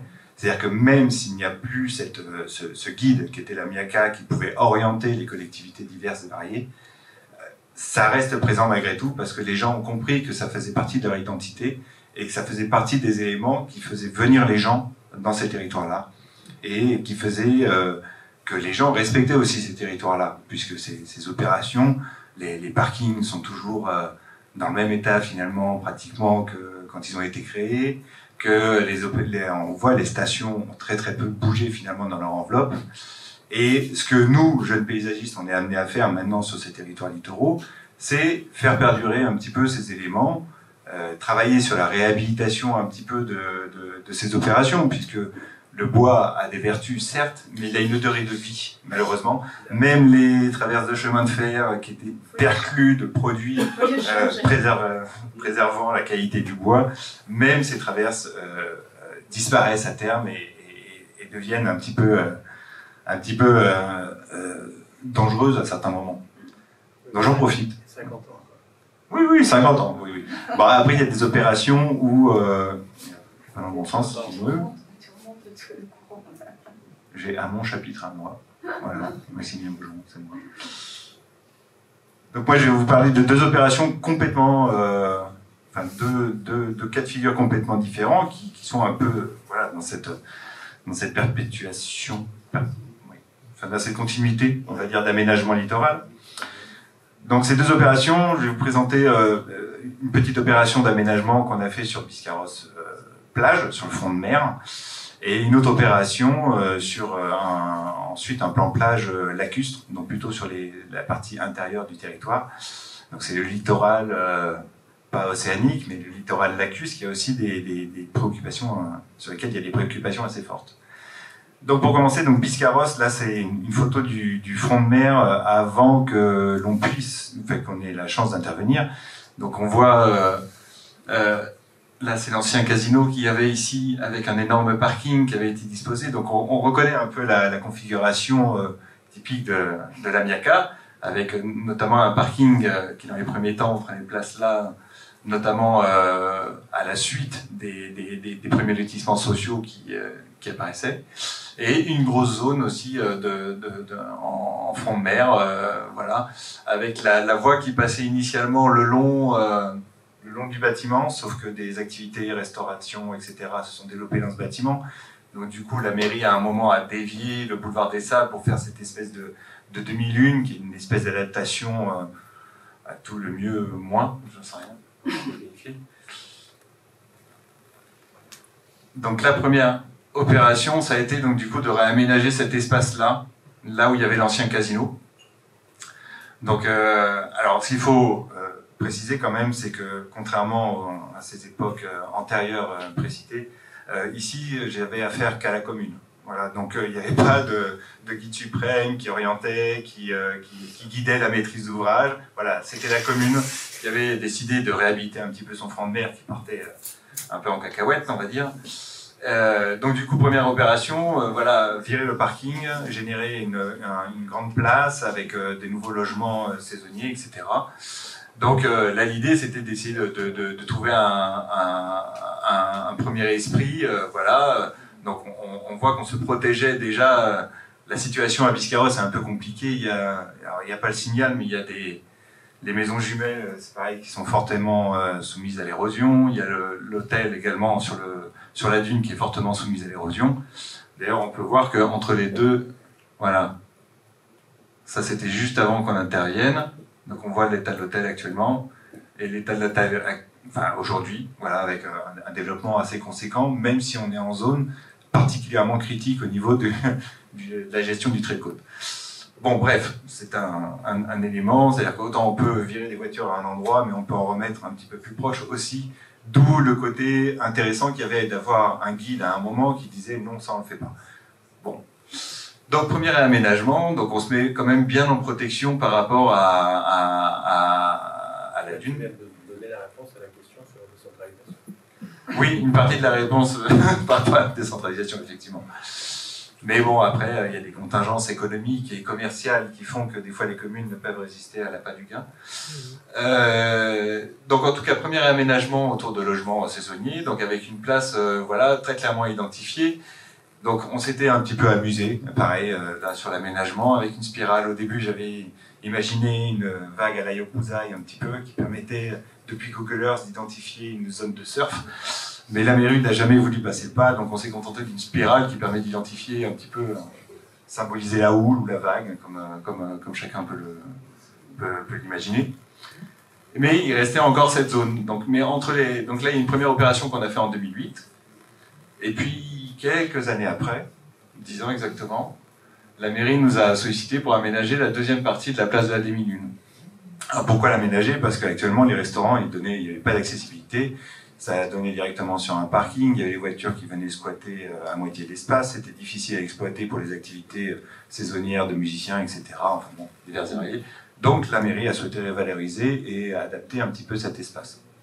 Donc c'est des aménagements voilà, où on s'éloigne un petit peu du côté naturel que peut adopter le paysagiste, mais on est dans un aménagement qui participe au cadre de vie et qui est dans la politique, en tout cas, de l'accueil saisonnier et touristique, avec toutes les contraintes que ça peut avoir. C'est-à-dire qu'une commune, pendant l'été, accueille des manèges, accueille des spectacles, accueille des manifestations, donc il faut de l'espace pour tout cela. Donc là, l'idée du projet, c'était bien d'aménager des espaces où la commune pouvait développer son activité touristique. Donc voilà deux images un petit peu avec en haut comment c'était initialement. Donc on voit encore les anciennes traces de la route, les anciens cheminements. On voit les restaurants qui n'avaient pas de terrasse, n'avaient pas d'accessibilité. Donc du coup, des restaurants qui vivotaient un petit peu puisqu'ils ne pouvaient pas accueillir le public qu'il fallait. Et en bas, du coup, l'aménagement qui a été réalisé, donc avec une mise à l'accessibilité. Donc on ne voit pas sur le côté, il y a une grande rampe qui a été aménagée pour l'accessibilité PMR, mais une grande esplanade où du coup la commune peut accueillir ces différentes manifestations. On a mis un espèce de paravent ondulant un petit peu dans le même esprit qui permet de se protéger et en même temps d'isoler des voitures et des stationnements qu'il fallait malgré tout préserver le long de la voirie. Et alors bon, quel est l'héritage de Amiaca là-dessus? L'utilisation des matériaux locaux, parce que les pins, là, tous les aimants sont faits en pin des Landes.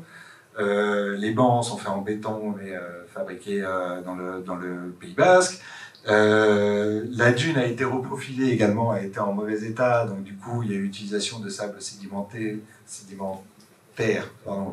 issu de dragage, amendé, voilà tout ce qu'a pu faire Marguerite Mercier dans la génération de terres cultivables ou en tout cas exploitables. Voilà, c'est des petits éléments voilà, qui ont été utilisés. Utilisation de briques aussi, voilà, qui sont des matériaux un peu nobles, entre guillemets, plus que le béton en tout cas. Oui, sur les matériaux locaux, c'est intéressant. Sur les projets d'Amiaca, il y a eu la réactivation de la production de matériaux locaux, comme la brique de Brache par exemple. Et c'est les architectes locaux qui s'en sont servis. C'était des productions locales moribondes à l'époque, hein, qui ont été remises au goût du jour. C'est pour ça que je rebondissais sur la brique. Là. Qui ont été remises au goût du jour par l'Amiaca dans cette recherche de matériaux locaux, donc toujours de cette idée encore une fois, comme disait Marguerite, du développement durable avant l'heure. Hein. tout bêtement. Et effectivement, ça peut perdurer dans cette utilisation et cette recherche des matériaux. Et encore une fois, on ne fait pas ça que sur la côte aquitaine et ailleurs. Ce qui est intéressant, c'est que Lamiaka a inventé ça dans les années 80, alors que ce n'était pas du tout l'ambiance. C'est là où c'est remarquable. De recomposer l'architecture, par exemple la rue de Brache, qui était plus typique de cette région, de cette zone-là. Puisque c'est sur Carcan et que la rue de Brache, c'est en chemin. Et le producteur de la rue de Brache et le village de Brache, Après, il y a peut-être des éléments effectivement qui étaient bons dans la décentralisation pour forcer un petit peu l'activation de savoirs locaux et de produits locaux. Là, sur ce projet, très clairement, la brique, elle vient pas du coin. Parce qu'il n'y a plus vraiment de production. Et puis, ce qu'il y a, c'est qu'on est sur des marchés de maîtrise d'œuvre qui sont liés à des entreprises, qui ont des prix, des partenariats, etc. Et sur lesquels, avec l'Europe, il est difficile d'imposer un produit particulier. Donc, c'est vraiment au bon vouloir des entreprises d'utiliser ces matériaux locaux. Mais les bois, par contre, les bois sont des landes. Deuxième exemple, voilà, pour continuer, le lac de Biscarrosse-Parentis, sur lequel je suis en train de travailler actuellement. Donc vous verrez pas de photos de ce qui est réalisé, mais c'est quand même quelque chose d'assez intéressant. Parce que autant sur le premier projet, je travaillais avec la commune, et je n'avais pas d'instance qui pouvait me guider ou m'orienter dans mes choix d'aménagement, autant là, sur le lac de Parentis, on est dans un cadre un peu particulier de site, avec des préconisations environnementales très fortes, présence d'espèces protégées, de Natura 2000, etc. Et donc là, l'instance supérieure, c'est pas la MIACA, c'est la DIREN et la DREAL. Donc qui ont été, mais qui, du coup, on apprend à en faire des partenaires et à travailler également, puisqu'on peut profiter de leur expérience, et expérience pour partie, pour certains, issue de ce qui a pu être fait dans les précédentes opérations, notamment de la MIACA. Donc, pour nous guider sur nos aménagements. Et de toutes les manières, il y a des contingences légales et législatives et administratives qui fait qu'on ne peut pas passer outre. C'est-à-dire la loi littorale, les 100 mètres littoraux, pas de parking dans les 100 mètres par rapport au bord de rive, la protection des espèces naturelles, ne pas s'implanter dans des zones humides, enfin voilà, tout plein d'éléments qui sont devenus réglementaires et que nous imposent maintenant les instances administratives, DIREN, DREAL. C'est plus Amiaka, c'est le département et la région. Donc là, c'est pareil, c'est un peu une réhabilitation. Il y a eu un précédent plan de plage dans les années 93, et donc du coup, là, la commune souhaitait réinvestir ce paysage lacustre, notamment parce qu'il a une tendance à être pas mal envahi par les automobiles. Donc là, le but du projet, c'était de repousser la voiture au-delà des 100 mètres littoraux, puisqu'il y avait du stationnement sauvage divers et variés, et de réhabiliter les aménagements qui ont été faits, qui, encore une fois, voilà, la traverse de chemin de fer a ses limites, malgré tout, au bout de quelques années. Désimperméabiliser certaines zones de parking qui avaient été faites aussi en béton de sable. Donc, ça s'est désagrégé, ça tient plus, et puis c'est assez perméable et c'est pas difficilement praticable. Et il y avait aussi une idée de continuer un petit peu les aménagements, puisque en fait l'aménagement s'était arrêté quelque part par là. Donc l'idée c'était de continuer un peu, notamment cyclable et quelques aménagements et cadrage des stationnements. Donc petite parenthèse, vous voyez que même sur les lacs, on retrouve un peu cette configuration duale de l'urbanisme, avec le bourg d'un côté et la zone touristique qui est vraiment un peu isolée. C'est-à-dire qu'il y a vraiment un espèce de petite séparation qui tend un petit peu à disparaître quand même, parce que l'urbanisation tend à méchamment gagner vers le lac. Mais il y avait cette idée-là à la base.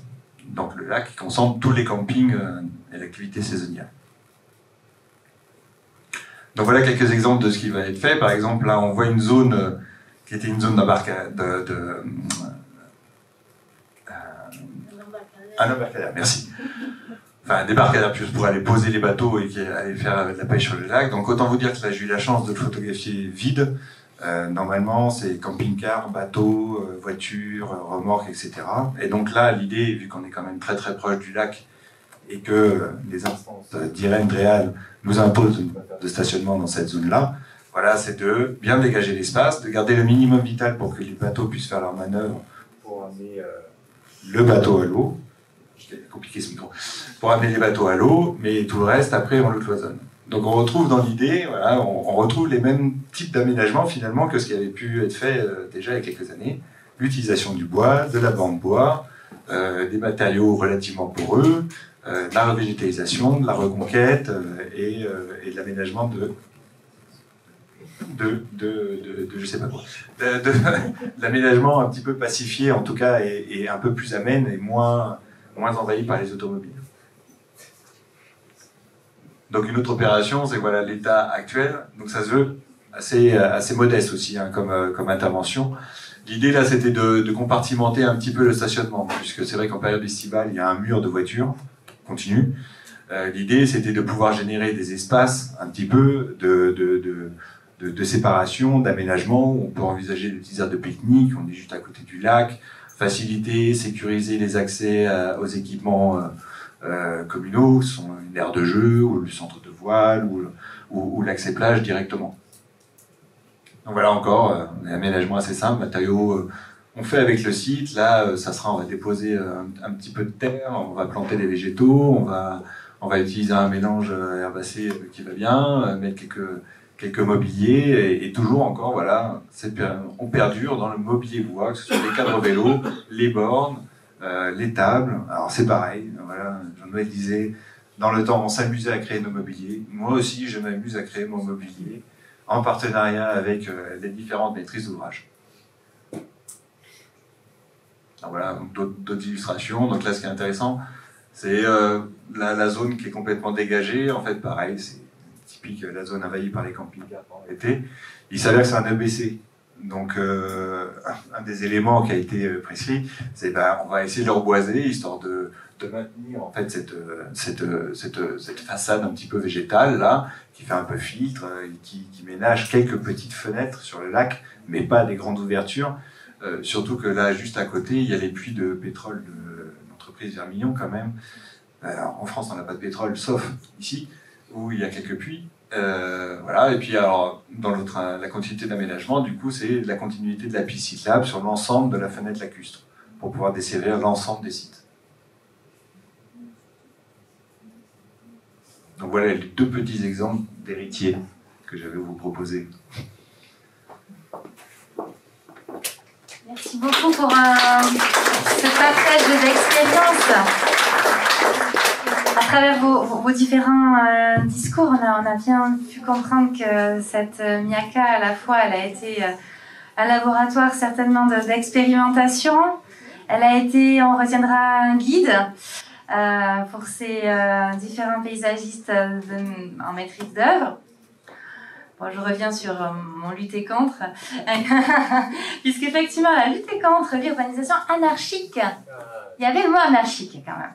Donc effectivement, cette Miaka, elle a vraiment eu pour but de maîtriser cette urbanisation. Elle a été un guide, elle a été effectivement, peut-être avant l'heure, elle a exercé le développement durable avant l'heure.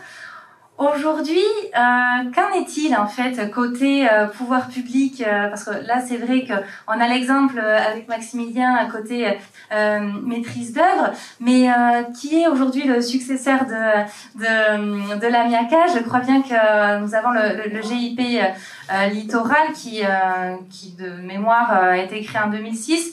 Mais on a la chance dans le public d'avoir des personnes qui sont des représentants du GIP Littoral. Peut-être que je peux leur laisser un petit peu la parole pour comprendre un peu quel héritage finalement le GIP fait de cet aménagement paysager, dans quelles actions il mène et quel est un petit peu sur l'horizon de 10 ans comment peut-être il voit l'aménagement et la préservation de ce littoral. Je vais donner la parole du coup. Alors, Anouk, c'est ça? Je vous laisse vous présenter. Bonjour, on m'entend bien? Oui. Donc, Anouk de Codin, je suis chargée de mission planification au GIP Littoral et je suis accompagnée de mon collègue qui est Thomas Guillou, qui est chargé de mission environnement. Un petit mot rapide juste pour dire qu'effectivement, depuis la fin de la MIACA, les acteurs du littoral ont souhaité poursuivre les réflexions sur l'aménagement et sur la préservation de l'espace littoral. Et une des résultantes, c'est la création du GIP littoral en 2009, et qui regroupe en fait les membres que sont l'État, la région Nouvelle-Aquitaine, les 4 départements de littoraux, donc Charente-Maritime, Gironde, Landes et Pyrénées-Atlantiques, et les EPCI qui sont compris dans ces départements. C'est une organisation qui a justement été facilitée par cette historique qu'est la MIACA, et donc on est un peu considérés comme les héritiers au sens large de la MIACA.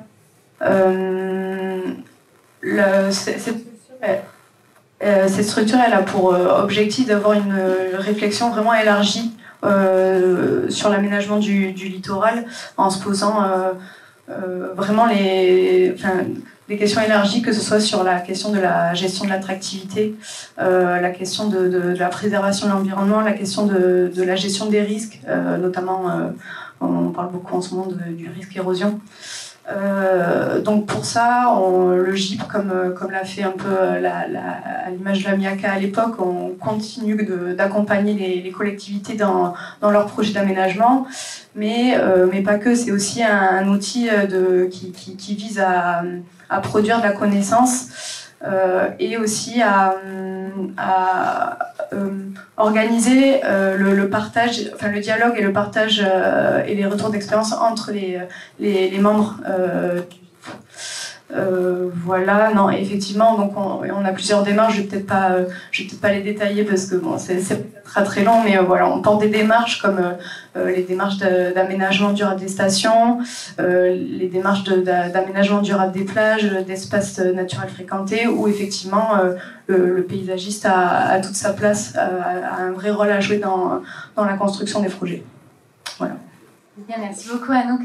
Vous n'avez pas parlé non plus des plans plages, mais c'est vrai que vous faites... ça, c'est un peu aussi le trait d'union, puisque vu que la MIACA avait lancé les plans plages, le GIP littoral poursuit en fait ce travail d'entretien des plans plages. Donc ça, c'est aussi quelque chose que fait le GIP littoral.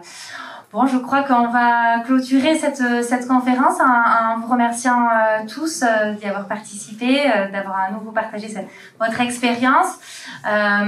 Peut-être qu'il y a des questions dans le public à travers cette écoute. Peut-être que vous avez quelques questions à poser à nos invités. Je vous laisse peut-être... oui.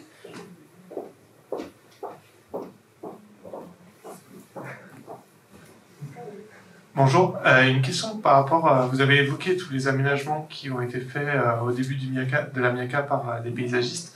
J'avais une question sur vos inspirations en fait. Quelles ont été vos inspirations parce que, enfin, rien n'est créé de rien. Est-ce que vous avez eu des paysagistes, des architectes ou d'autres personnes qui vous ont inspiré dans les propositions que vous avez pu faire dans les premières heures de la MIACA en tant que paysagiste? Voilà ma question. Je veux dire, la première fois que je suis intervenue, c'était juste en amont avant que je ne travaille pour la MIACA. J'ai travaillé dans l'équipe de l'UPA3 avec Joseph Belmont quand il a fait si vous voulez, le premier schéma. Parce qu'avant qu'il y ait le schéma global de la MIACA, il y a eu des schémas par unité principale d'aménagement. Et je veux dire que ce que ça m'a... je dirais l'inspiration, elle était qu'à cette époque, comment dire, on se permettait de créer des choses nouvelles. C'est-à-dire qu'on se donnait libre cours à notre créativité. Quand je travaillais dans cette équipe, par exemple, on faisait du brainstorming, et moi j'étais au même titre que les architectes, j'étais toute jeune, hein. J'étais avec des architectes, des sociologues, des gens comme ça. Et on arrivait, par exemple, sur la Cano, notre création, ça avait été de dire, on fait des quadrillages de circulation entre le système dunaire. C'était des téléskis, par exemple. Enfin, des télésièges, vous voyez.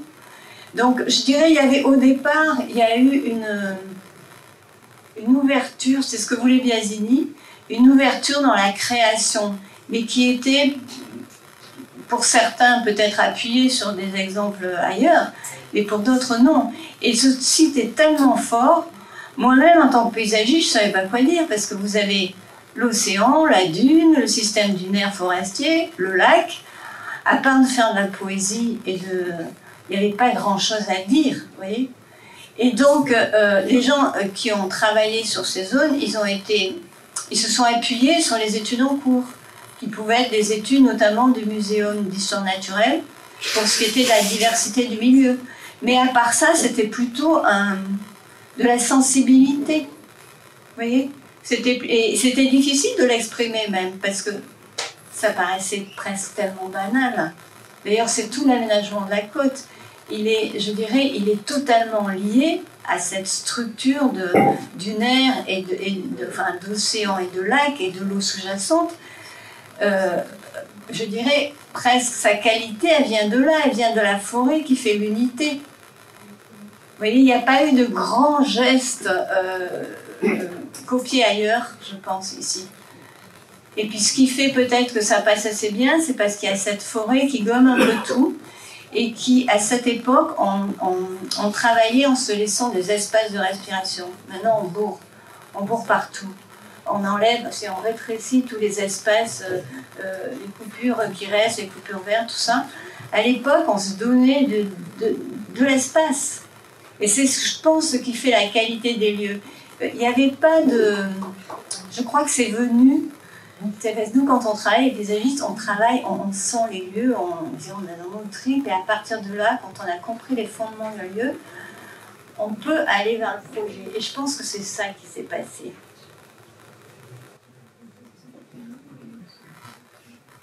Juste pour amender un tout petit peu ce qui paraît, alors c'est une vision extérieure, hein, parce que moi j'étais pas du tout dans les mêmes cadres. Ce qui est intéressant et ce qu'avait relevé aussi Jean-Noël, c'est que c'est vraiment l'apparition du métier de paysagiste. C'est-à-dire pour une fois, on regardait face à quoi on était. On était face à un endroit qui était relativement hostile quand même. Je veux dire, c'est pas très évident d'aller aménager sur l'océan, la dune, mais on regardait comment c'était possible d'aménager ça. Et le fait que la MIACA soit basée aussi sur les premières implantations qui avaient eu lieu, c'est-à-dire que le principe du bourg et de l'extension de plage, c'était quelque chose qui était légèrement antérieur à la MIACA. La MIACA n'a fait que accentuer ça, mais en l'accentuant, en gardant bien cette séparation entre la partie touristique, saisonnière, d'activité, et la partie de vie qui était vraiment dans le bourg, qui était légèrement différente de ce qui pouvait se passer pendant l'été, par exemple. Et quand on regardait les plans, on se faisait la réflexion avec Jean-Noël tout à l'heure, quand Marguerite passait les vieux plans, notamment de camping ou d'installation d'opérations particulières, c'est presque abstrait. C'est-à-dire qu'on lit presque la dune dans ces plans, dans les zones qui sont préservées sur les crêtes, d'implantation des chemins dans les endroits les plus propices en fond de dune. Enfin voilà, c'était vraiment de la lecture de paysage pur et dur. Et qu'est-ce qu'on faisait avec ce territoire, ce socle qui était présenté.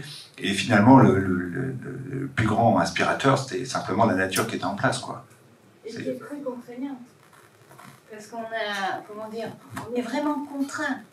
On a des sables qui sont totalement pauvres, on a un écosystème, je dirais, forestier et végétal qui est très pauvre, avec des contraintes fortes. On a tout l'ensablement, on a l'érosion, on a l'ensablement, on a les embruns, et puis il fallait connaître, comprendre tout ça. Et d'ailleurs même, vous savez, sur la MIACA, il y a eu je parle pour des ouvrages bien plus importants, par exemple, je crois que c'était sur Osgore, il y a eu un ouvrage en mer qui avait été fait, qui était un signal à l'entrée du port. Et tout ça avait été étudié dans des... Vous savez, il y a des modèles pour étudier toutes les possibilités de courants et autres qui peuvent se produire. On fait ça avec des poussières, des choses comme ça. Tout ça avait été incroyablement étudié. Et bien dans une tempête, flou, ça a été complètement absorbé. Donc ce que je veux dire, c'est qu'on essayait de comprendre la difficulté des lieux pour faire au mieux. Parce que moi, je peux vous dire qu'il y a plein de nuits où j'ai mal dormi. Hein. parce que c'était le défi quand même, de travailler avec la nature, mais d'aménager. Vous étiez que des paysagistes à travailler sur la question de l'aménagement? C'est plusieurs professionnels. J'ai pas très bien compris qui est-ce qui composait la MIACA en fait. Et comment, du coup, si vous étiez plusieurs de professions différentes, comment est-ce que vous aviez des points de vue différents et qu'on vous êtes fait entendre Alors justement, cette structure, si vous voulez, il y avait le président qui était en relation, c'est une mission interministérielle. Donc elle était en relation avec tous les ministères et surtout avec le Premier ministre, elle dépendait du Premier ministre. Et donc je dirais toute la partie politique et toute la partie de décisions importantes étaient prises dans des SIAD, qui sont des comités interministériels d'aménagement de territoire. Donc c'était très contraint par en haut. Et après, il y avait en dessous une équipe technique. Donc là, c'est un ingénieur des ponts, c'était M. Morlon qui commandait ça.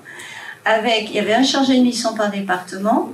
Et après, il y avait un ingénieur agronome pour tout ce qui était plutôt les milieux naturels et puis les discussions avec l'Office national des forêts.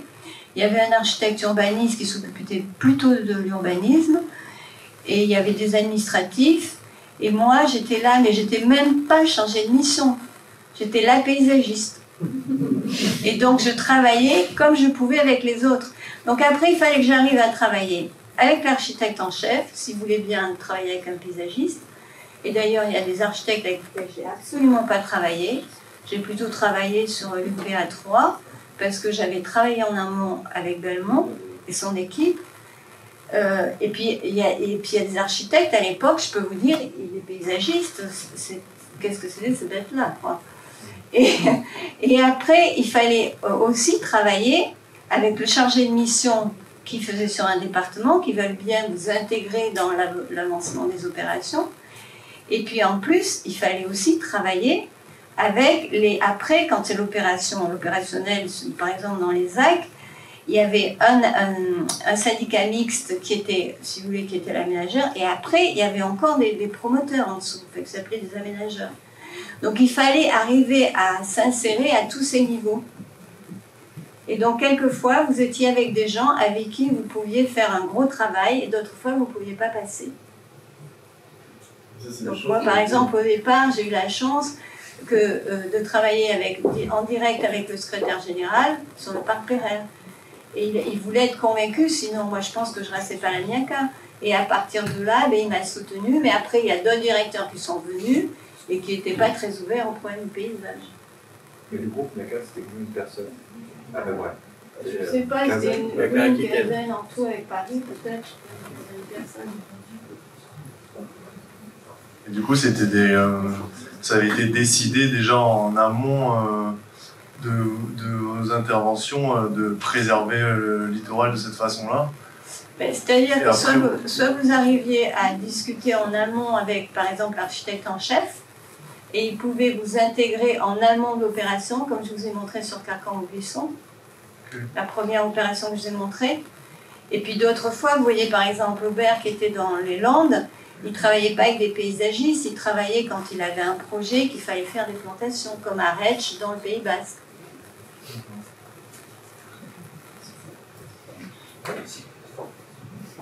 Bonsoir. Moi, je voudrais savoir, Marguerite, si tu n'es pas aussi intervenue en ville, parce que j'ai comme ça des images d'entrée de ville magnifiques, notamment celle d'Arcachon. Et puis, je vois aussi entre Arcachon et la Teste, je vois aussi des choses qui montent et qui descendent par-dessus le chemin de fer. Donc, je voudrais savoir si tu n'as pas aussi fait des choses en ville. Parce que le paysagiste dans les Landes ou sur la bande, là, ça a l'air facile. Mais je trouve que ça a l'air plus difficile quand on insère des gestes en ville et qui restent comme ça pendant 50 ans, qui grandissent et qui nous marquent aujourd'hui encore très fort. Donc, je voudrais savoir, est-ce que c'est la MIACA qui a fait ça ou qu'est-ce que c'est en fait, ces gestes-là comme ça qui coupent un peu la ville d'Arcachon? C'est pas ça dépend. Des fois, j'ai pu intervenir sur des opérations courtes, par exemple avec l'équipement, par exemple s'il y avait une route. Sur l'entrée d'Arcachon, c'était un dessin sur un bord de table avec le directeur des services techniques. bon, c'était... Et en ville, après, c'était plus quand il y avait des rénovations de stations anciennes. Et là, je ne suis pas trop intervenue, c'était sur la fin de la MIACA. Mais bon, sur Arcachon, par exemple, toi, tu es intervenu sur le parc Mauresque, parce que c'était dans le cadre du programme de rénovation de la station ancienne. Et puis aussi parce que moi, avec la ville d'Arcachon, comme le parc Péréandre a très bien marché, j'avais une relation un peu privilégiée, et il m'appelait souvent pour me demander des conseils.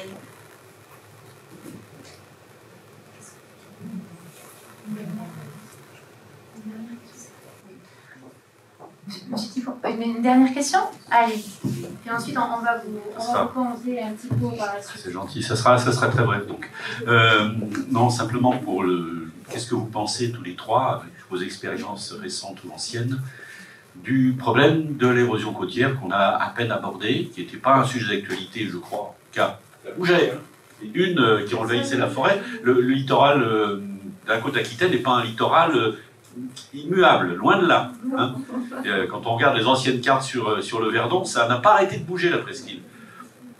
Mais aujourd'hui, on a quand même, voilà, ça, ou ça, peu importe. Enfin, en tout cas, on a des tas de problèmes qui sont que toutes ces jolies stations construites sont en train de devenir des presqu'îles, et qu'il y a deux solutions, soit une solution défensive, on fait des boulets, on fait des pérets, on fait des trucs et des machins, on invente des tas de choses en mer pour briser les vagues et tout, ou bien on dit on va faire les stations du 21e siècle un peu en arrière et quand même de grande qualité. Et c'est pas facile parce que les choix à faire par les élus locaux, hein, les gens du GIP littoral en savent quelque chose, sont pas évidents. Comment ils appellent ça, je crois, au GIP, le repli stratégique, c'est encore un peu militaire. Mais un projet de nouvelle station un peu en arrière, tenant compte de la phase actuelle de régression côtière, qu'est-ce que vous en pensez? Je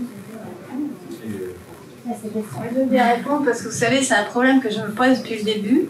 J'ai assisté, alors avant le schéma d'Amiaca, quand j'étais travaillé sur le schéma du PA3, au premier moment où il y avait beaucoup d'animation, il y avait plein d'animateurs autour de Biasini et qui animaient des réunions, des rencontres dans les villes, enfin dans les stations. Et je me souviens, parce que moi j'avais lu un peu les documents du BRGM, parce qu'il y en avait beaucoup d'études sur le littoral.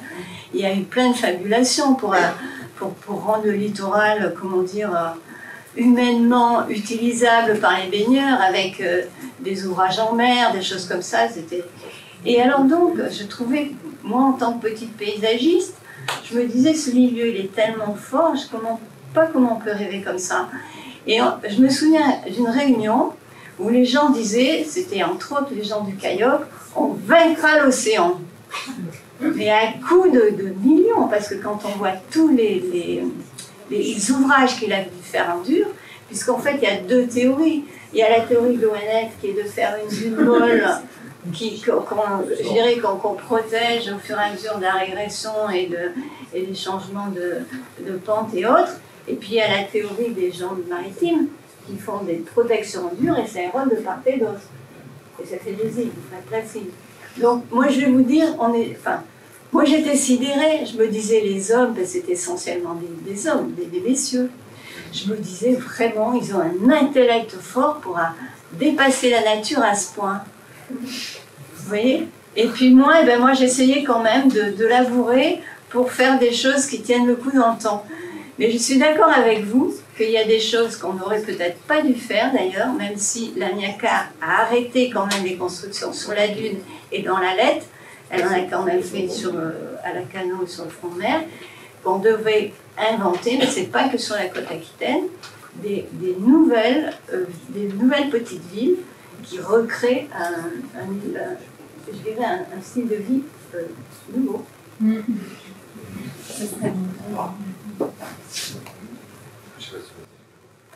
problème, c'est que si on parle de ça,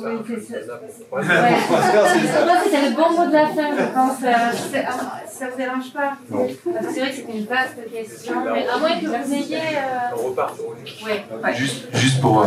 Juste pour dire, c'est vrai que le trait de côte est un élément prépondérant. Et alors, étant nouvellement paysagiste conseil de l'État, j'ai pu prendre connaissance des différentes politiques qui étaient à développer au niveau des DREAL et des DIREN en tant que paysagiste conseil de l'État. Et l'érosion et la gestion du trait de côte est une des problématiques majeures avec l'énergie renouvelable. Voilà. Il y a les deux grandes problématiques qui émergent, c'est ça. Et l'occupation du territoire, on va couper. Non mais c'est vrai que la réponse qui est apportée actuellement est un peu légère. C'est-à-dire que pour avoir vu quelques documents d'urbanisme, PLU, etc., avec la gestion du trait de côte, c'est-à-dire qu'on recule, mais un petit peu. On ne repense pas la ville sur les littorales aquitains, très clairement. Alors, c'est vraiment très intéressant ce que vous abordez et ça ferait l'objet d'une conférence en soi. Franchement, nous, c'est un sujet que l'on traite aussi. Il y a l'exemple de Lacano qui est à suivre de près. Est-ce que c'est le bon exemple, justement? Question dans les réponses qui ont été données. Est-ce qu'on se replie ou est-ce qu'on fait une demi-réponse ou une vraie réponse? Donc, ça, à la rigueur, pourquoi pas réfléchir à un autre temps de conférence là-dessus, parce qu'il y aurait beaucoup de choses à dire. Donc merci Jean-Pierre d'avoir lancé en tout cas l'idée. Mais c'est vrai que c'est sous-jacent quand on parle de la MIACA et maintenant aujourd'hui finalement c'est quoi? Comment on gère ce retrait de la côte? Bon, le mot de la fin me revient donc. Merci pour votre écoute. Merci à nos trois intervenants, à l'école, tous ceux qui participent à la création de ces conférences. Moi, je voulais juste vous inviter à une expo. Alors, il se trouve qu'elle est installée depuis ce matin dans nos locaux. Ça s'appelle Paysage et énergie au pluriel, énergie renouvelable, mais pas que, puisqu'on parle aussi de l'énergie du charbon. Finalement, le thème, c'est sur une série de photos de Patrick Delance, c'est comment les énergies utilisées par l'homme ont impacté et impacteront le paysage. Quelles énergies créent le paysage de demain? Donc, vous pouvez venir quand vous voulez la voir, et je vous conseille même de venir en visite commentée. Vous verrez sur notre site, on propose des dates. Vous pouvez vous inscrire. On a eu ce matin la visite commentée par notre médiatrice. C'est passionnant. C'est associé à un livre qui a été écrit notamment par Bertrand Follia. Cette expo, elle vient de l'école de paysage de Versailles. Voilà, qui a été produite l'année dernière. Et franchement, il y a beaucoup au-delà de la photo, il y a énormément de messages à passer sur les questions du paysage vivant, du paysage qui évolue, comment aborder la question des énergies. Est-ce qu'il faut être figé dans le défensif ou est-ce qu'il faut réfléchir avec un paysage qui va évoluer, qui a déjà évolué par le passé? Voilà, il y a toutes ces questions. Donc vous, étudiants, professionnels du paysage, je vous invite vraiment chaleureusement à venir voir cette expo qui sera jusqu'à fin janvier. Voilà, n'hésitez pas à revenir vers Léa, chez nous, notre médiatrice, pour qu'elle vous fasse une visite. Et puis, l'heure est d'aller picorer quelques cacahuètes et se rafraîchir dans la serre. Vous verrez cet espace qui a été aménagé. Au départ, c'était un garage automobile, ce bâtiment, avec rampe d'accès, un garage de réparation automobile, et la rampe a été plantée. Voilà, elle a été plantée, agrémentée, et a transformé le lieu. Donc, tous dans la serre. Et merci beaucoup.